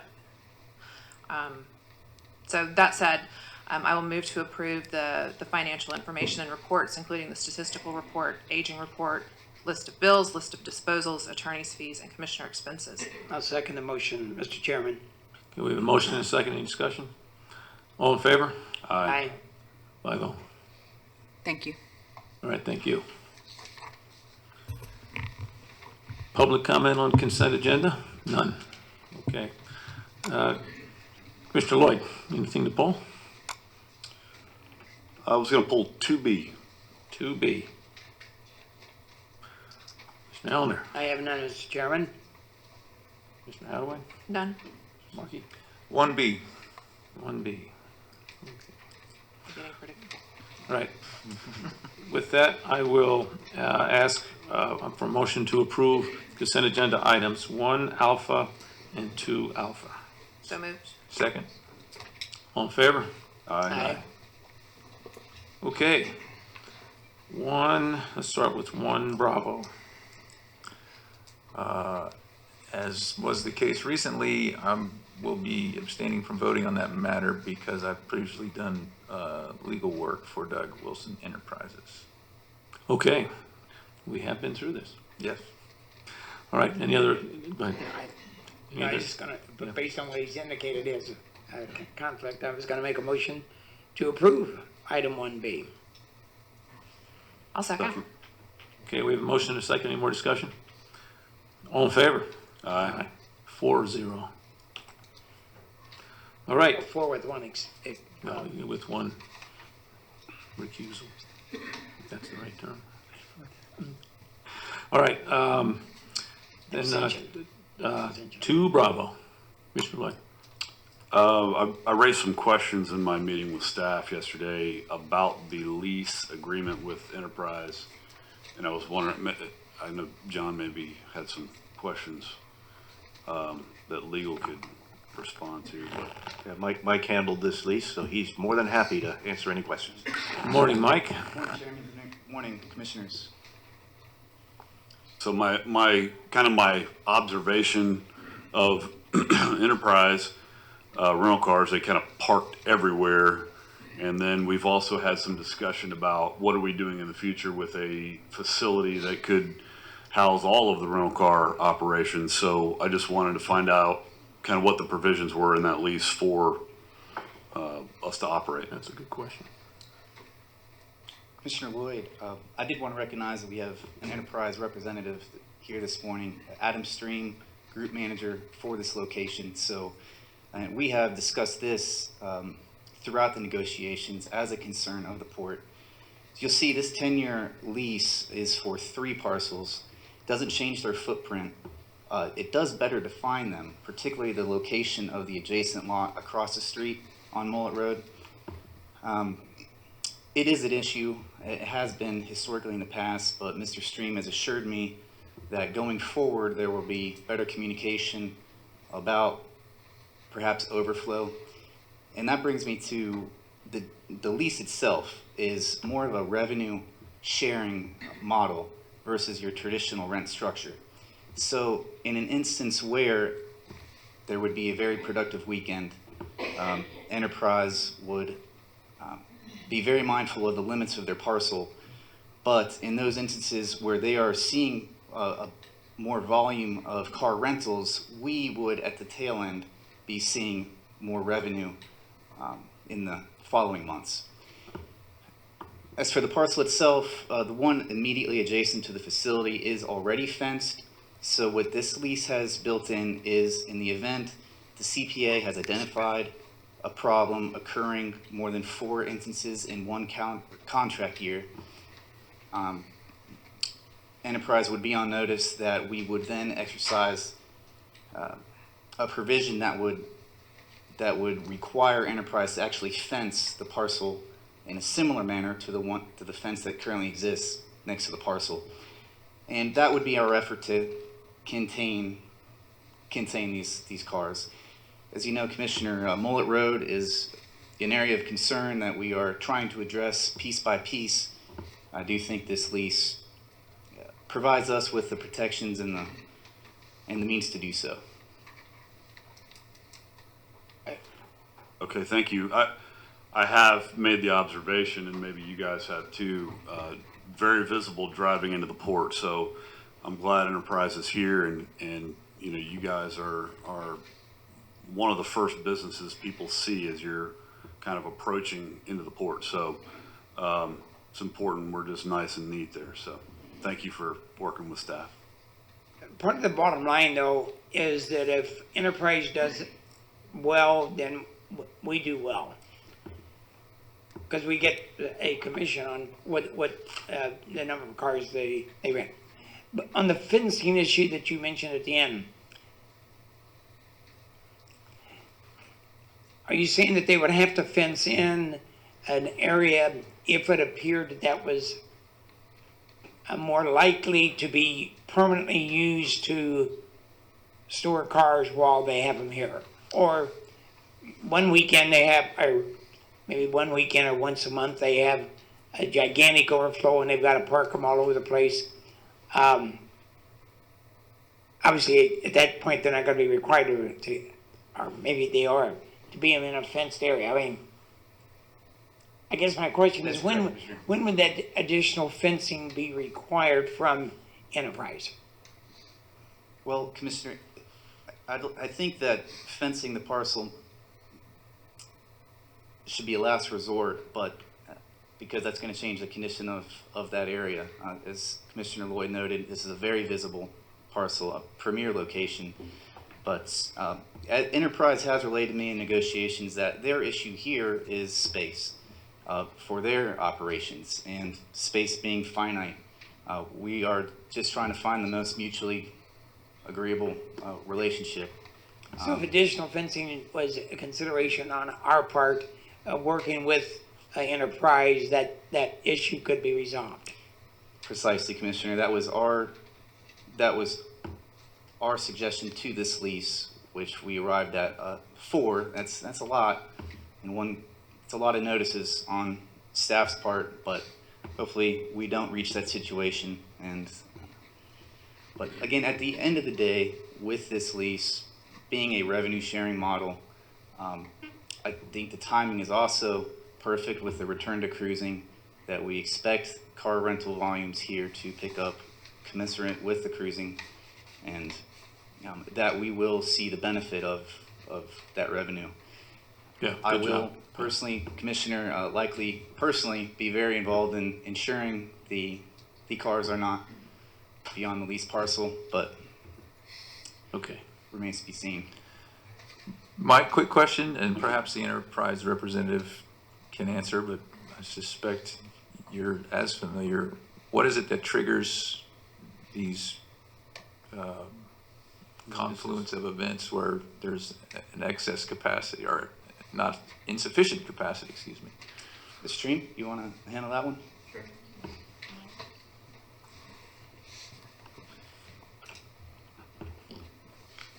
Good morning. Morning. So first of all, I think we all look forward to the day where we have too many cars on there, right? But that being said, that's a great question. What would trigger it is, pre-pandemic, in peak season, you would have times where there were 6 ships in port in one day. And so obviously, it's a sheer mathematical model. If you're getting a certain amount of reservations per 1,000 disembarking passengers, you have to have the cars the night before, because the model is everyone gets off the cruise ships, rents in the morning, then everyone returns in the afternoon when they get on the cruise ship. And so that's where that comes from. But Michael and I have spoken at length And I'm well aware that we will communicate day prior if that need arises so that everyone's on the same page. And how, I've been reading about the industry having to make substantial business model changes, including selling inventory to keep the lights on. Everyone able to ramp up accordingly in anticipation of good times to come that we're hoping will happen? Yeah, it's well documented, and if you take a look at all the players in the industry, I think you picked a great partner. Well said. Oh, yeah, We'll well, Hope things, I'm sure things will be better than they have been at the airport recently, because the airport's been in a disaster mode. Multi-hour waits to pick up and run a car with a reservation. It's ugly. No doubt. I would encourage you to check and see which brands those are. But that is absolutely 100% accurate. 4, 5, 6 hours. The B side at the airport opened July 1st. The board there was adamant. Just the lines on the A side are just so on. Okay, thank you. Thank you. Thank you, Michael. That I'd like to make a motion to approve 2B. Second. We have a motion and a second. All in favor? Aye. Thank you. 5-0, thank you. Okay, that's that. Thank you very much. We've got one public comment from a well-known port partner, Mr. Michael Schwartz. And Mr. Chairman, just briefly, I'm going to speak a little bit during commissioner reports on the fireworks.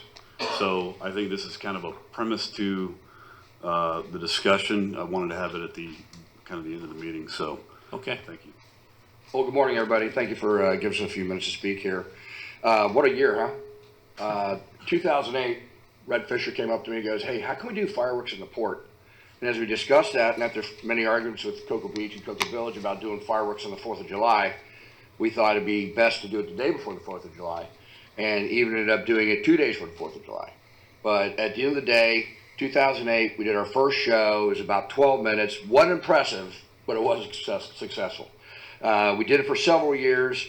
After construction of the Exploration Tower, the port did step up and assisted with $5,000 towards the tenants, then $10,000 show, and then picked up support of all the infrastructure, the food, the beverage, and everything going on for the street party, which has created an incredible environment here in the port for the community. Of course, after 2020 being a horrific year of pandemic and closures, we were able to secure a $20,000 show in the fact that fireworks are very hard to get. We're blessed with that because we had them all left over from last year, which they didn't shoot off. But then, we just feel that we can get a $20,000 show, be bigger, better, faster, and just start off the 3 days of events. The fireworks in Brevard County, where we do them July 2nd. Cocoa Beach will do them July 3rd, and Cocoa Village, of course, does them on the 4th of July. And has become an annual 3-day event that has just been tremendously successful and just kind of help get things back to normal. At the end of the day, I'm just really here to thank you guys for your support for this year, your approval. We are a little nervous about the outcome without some of the infrastructure, but at the same time, I think us as well as everybody else will understand. I think Sam Giroux for y'all has done a great job in our marketing strategy to make sure that people coming in are aware it's what's what I'm looking for. We're not doing, we're not gonna have bars, we're not gonna have food, we're not gonna have bouncy houses. That is just a viewing event. We've secured a couple small areas along the water as well as the lawn that you guys are supporting for viewing. And we're just grateful that we're able to pull it off. We all made it through, and thank you for your support. My last comment is that, of course, with Cocoa Beach, Cocoa Village, it also plays a role for the 3 days of fireworks. All their support they get as well. Their support comes more from their commissioners, there's commission, as well as from the tenants and places in Cocoa Village as well. This is also an opportunity to show, not just the Cocoa Beach, Brevard County, but that we are back, we are open, and we're supporting, such a great cause as our 4th of July, our Independence Day, which gets challenged around the country these days. So I think it's very important for us as a community to be steadfast on this. Thanks, guys. Appreciate it. Good to see you both. Okay, with that, we will roll right into commissioner reports, and Commissioner Lloyd, this will dovetail right into what you want to talk about. I think Melanie has a little slide there for us. Last month I brought up that this is a great opportunity for us as a commission to say Port Canaveral's open for business. And it was my intention that the port would come up with $5,000 as they have in past years to support this. As a show of support, I personally gave to this event. Commissioner Allender gave to this event, and I think Mac also gave to this event. I think it's important as a community leader that we say that we are open, we're ready to cruise, we're ready to have business as usual, and that our restaurants are here and they're open. And so with certain conversations with staff that I had, I thought this was the direction that we were heading. And I think that I'd like to take this opportunity to have a little more discussion between the commissioners on how we can support this event and make sure that we're not putting an undue burden on our tenants at the Cove. So if you look at this slide, we have Wild Ocean, Rusty's, Cove Merchants Association, Fish Lips, Grills, Victory Casino, Jacobs, all port tenants that have stepped up to the plate to do this. And so I'd like to revisit that as commissioners and talk about possibly making a motion to approve the $5,000 to support the fireworks. Also, as an option, I'll throw this out to the other commissioners. If you look at our financial report, we have not spent any of the budgeted money for commissioner expenses. That money, approximately $3,000, could be repurposed by thinking outside of the box, and that would show support, mostly support to our community, and support that, you know what, we're through this pandemic, and let's get on with business as usual. I appreciate everything said. I'd like to just ask, just to complete the context here. There is efforts in kind being done by the port. Could you speak to those, John? Just so there is money being, so we understand. Yeah, normally in addition to the sponsorship, the port also, handles a large part of the event. And historically, it's been about a $12,000 expenditure that we make to support the fireworks event. This year, our team has worked extra diligently on trying to get that number lower. What that includes, just to give you a quick idea, is we've got rental for porta potties, trash bin removal. We also have Canaveral Fire Rescue, extra off-duty people that come out, and as well as Brevard County Sheriff's Office that manages traffic and event coverage. We also have Ameristar Parking Solutions. We do charge for parking in part of the areas here for this event. There is some recoupment of our costs with Ameristar, but not 100%. And this year, I have to give credit to Samantha Geyer for working every angle to try and get the costs down, and it's a $9,000 expense. At this point, we hope to get $6,800 or so back, but from the parking revenue, but that's not guaranteed. And if we have a rain out day, we're on the hook for the whole amount. So I just thought it was important to make sure everyone understands that just because we don't have the sponsorship for the fireworks themselves, there's still work that we're doing to make this a successful event. And the big component of it is with our partners at BCSO to make sure that traffic flows and people don't get stuck in the port for 2 or 3 hours trying to get out. So as clarification, have we ever charged for parking? Yes, we have. So in years past for this event, we've charged for parking? We absolutely have, yes. And what is that revenue? I don't have the revenue for the last time we did it, but it doesn't cover the total cost, but I can get that revenue for you. I don't think, well, Pat's not here, but it's just to offset the cost of operating. Based on something you've mentioned, a commissioner's travel expense has been budgeted, and not necessarily any of it has been used. It hasn't been, if it's it hasn't been possible, I would claimed. be. Excuse me, it hasn't been claimed. It's been used. It hasn't been claimed. I'm making a point. No, I know. I would be happy to forfeit mine for this period of time to have those funds given, transferred for the fireworks. I mean, even though I've made a financial contribution personally, and I don't take any real pleasure in that or accolades, but certainly we all have some obligations to be community-minded and support community activities. I know it's been the policy, at least maybe during the pandemic, that there's been reluctance on the port's part, again, because of our financial, to sponsor events. Be that said, again, I would be happy to forfeit my travel, any amount that I'm allocated for in the budget towards the 4th of July fireworks. It's going to be on July 2nd. Whatever that means. I said something, but I don't know for sure. Right. Just speaking for myself, I had no intentions of spending any of that money to begin with.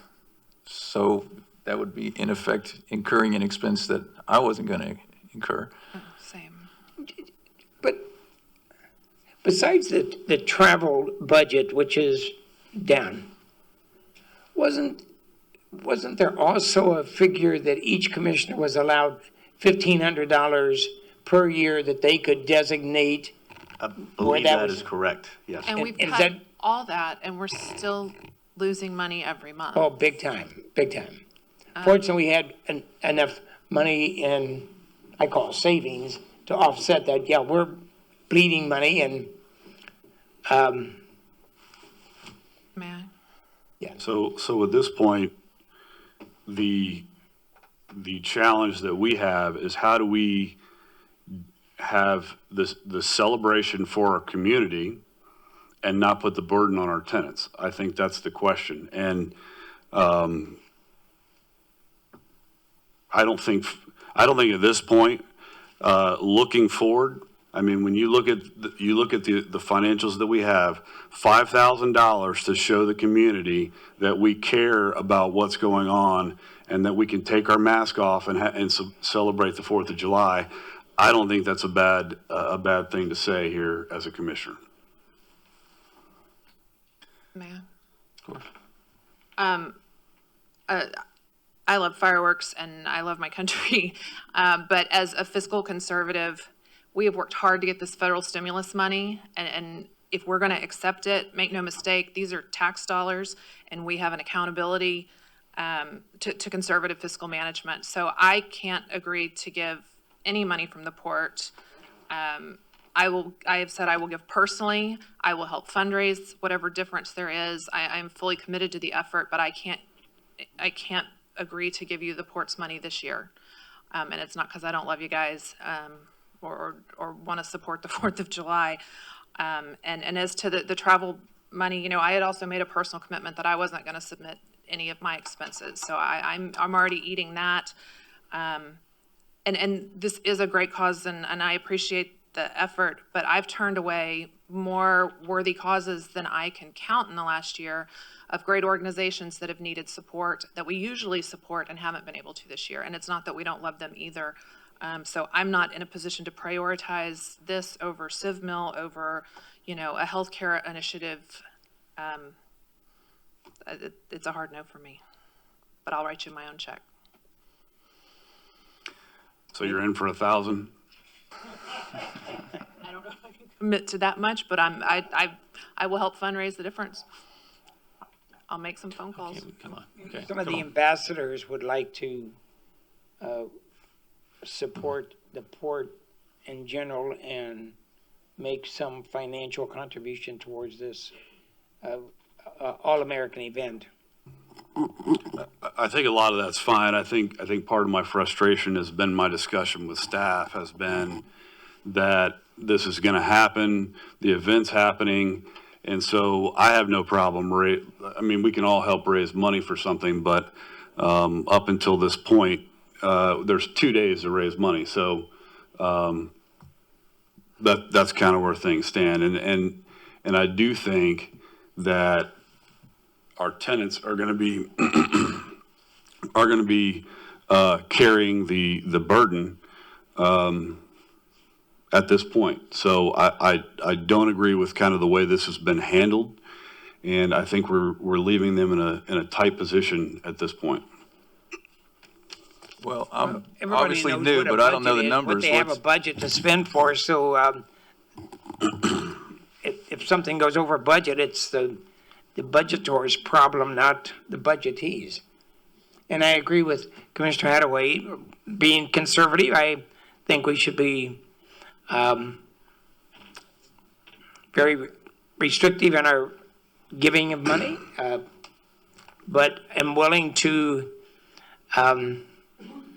I'm willing to give some more of my money if that's what it takes. I mean, I'm not that I'm just a poor dirt lawyer, but Okay. I have community obligations. Okay. Is there a And motion? that's it. Is there a motion?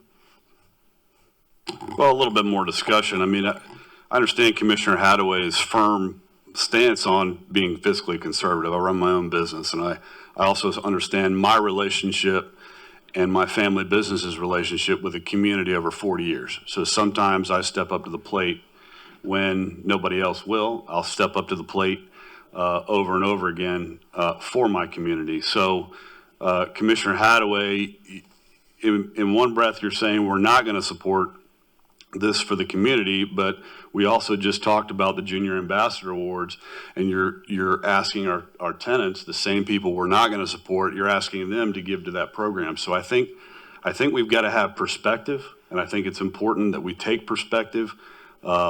These are the people that vote for us. These are the people that have supported the port for years and years, and this is bigger than being fiscally conservative. So with that, I'll rest. I'd like to make a motion that we step up and at least the $3,000 that we have for commissioner expenses. We dedicate that to this cause. We only have 2 months left. That money is probably not going to be spent, and I'm happy giving my portion of that to this cause. I have a motion.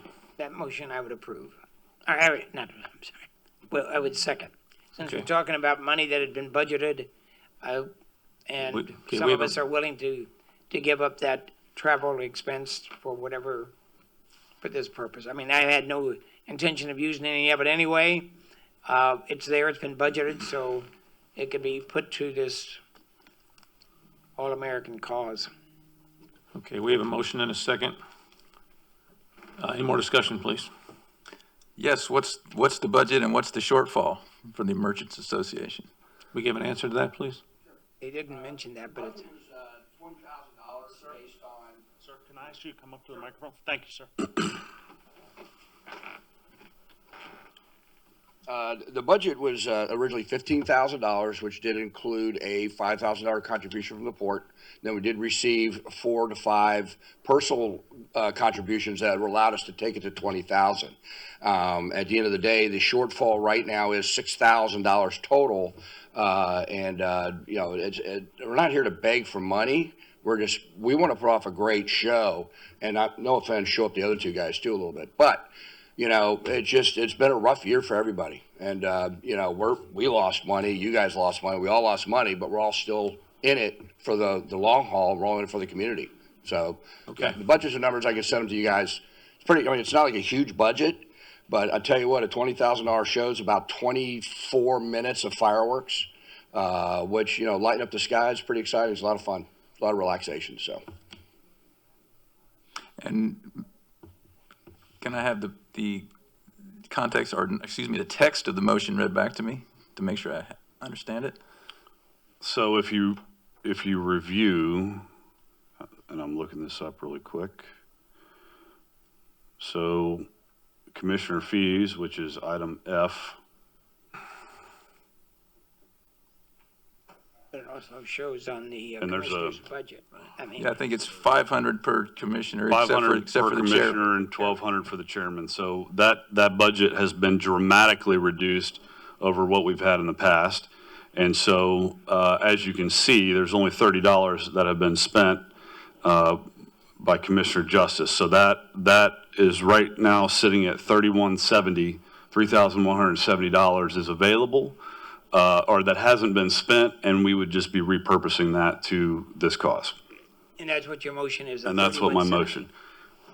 It was actually $3,000, Jerry. I was going to leave $170 for Wayne's gas, so. Thanks. Wow. We only have 2 months to spend that. Call the question.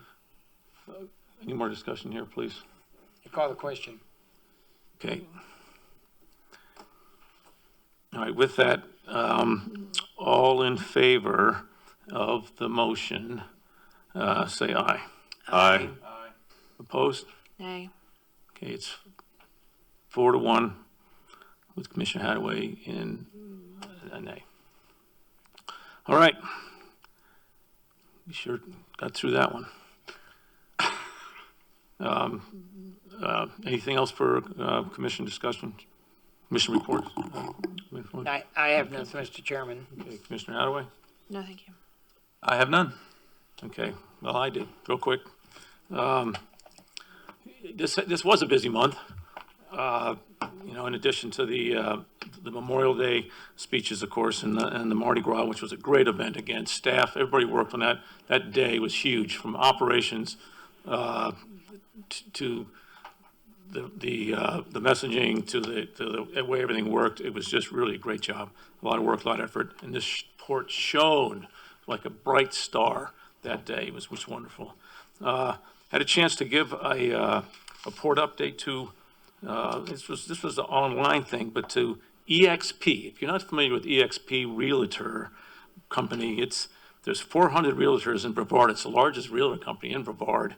It's cloud-based, 57,000 realtors involved nationwide. Anyway, I got to give a port update to that. They're quite a company. I got to do Palm Bay Rotary in person, which means driving to Palm Bay, Jerry. Okay, and that was great. It's great to do And I'll cover your gas. I'm not asking. It was great to be there in person and getting back on the circuit to again talk about our great port to our community. Represented at the mayor's breakfast. I did a 3-2-1 launch podcast. That's a regional tourism promotion. That was a lot of fun. And then John is getting tired of talking about it, but we had the third Hapag-Lloyd ship come in here and get reflagged. I had the opportunity to do the flag or to the plaque presentation. It's 620 stairs to get up to the top of it. So I got my workout that day. But that's a great thing we're doing for this community. I mean, for the country. That's a country thing. Is we're adding capability to our defense resources, and it's also spotlighting again what we can do this port with some versatility and some being agile. I'll close with we have no meeting scheduled for next month. That doesn't mean that we won't have one if we need one. However, if we are going to have one, it's not going to be during the last week of July because that's slaying lobster week, okay, down in Key West. And those of us who hope to go down there and slay lobsters, let's try not to have a meeting that week. Well, that's also my birthday week. And it's Jerry's birthday week, so, okay, another reason to not have a meeting. No, not said, if we need one, we'll have one, otherwise we're off next month. And right now, we got to get rolling to go recognize a brand new vessel in this port. With that, thank you very much. Have a great 4th of July.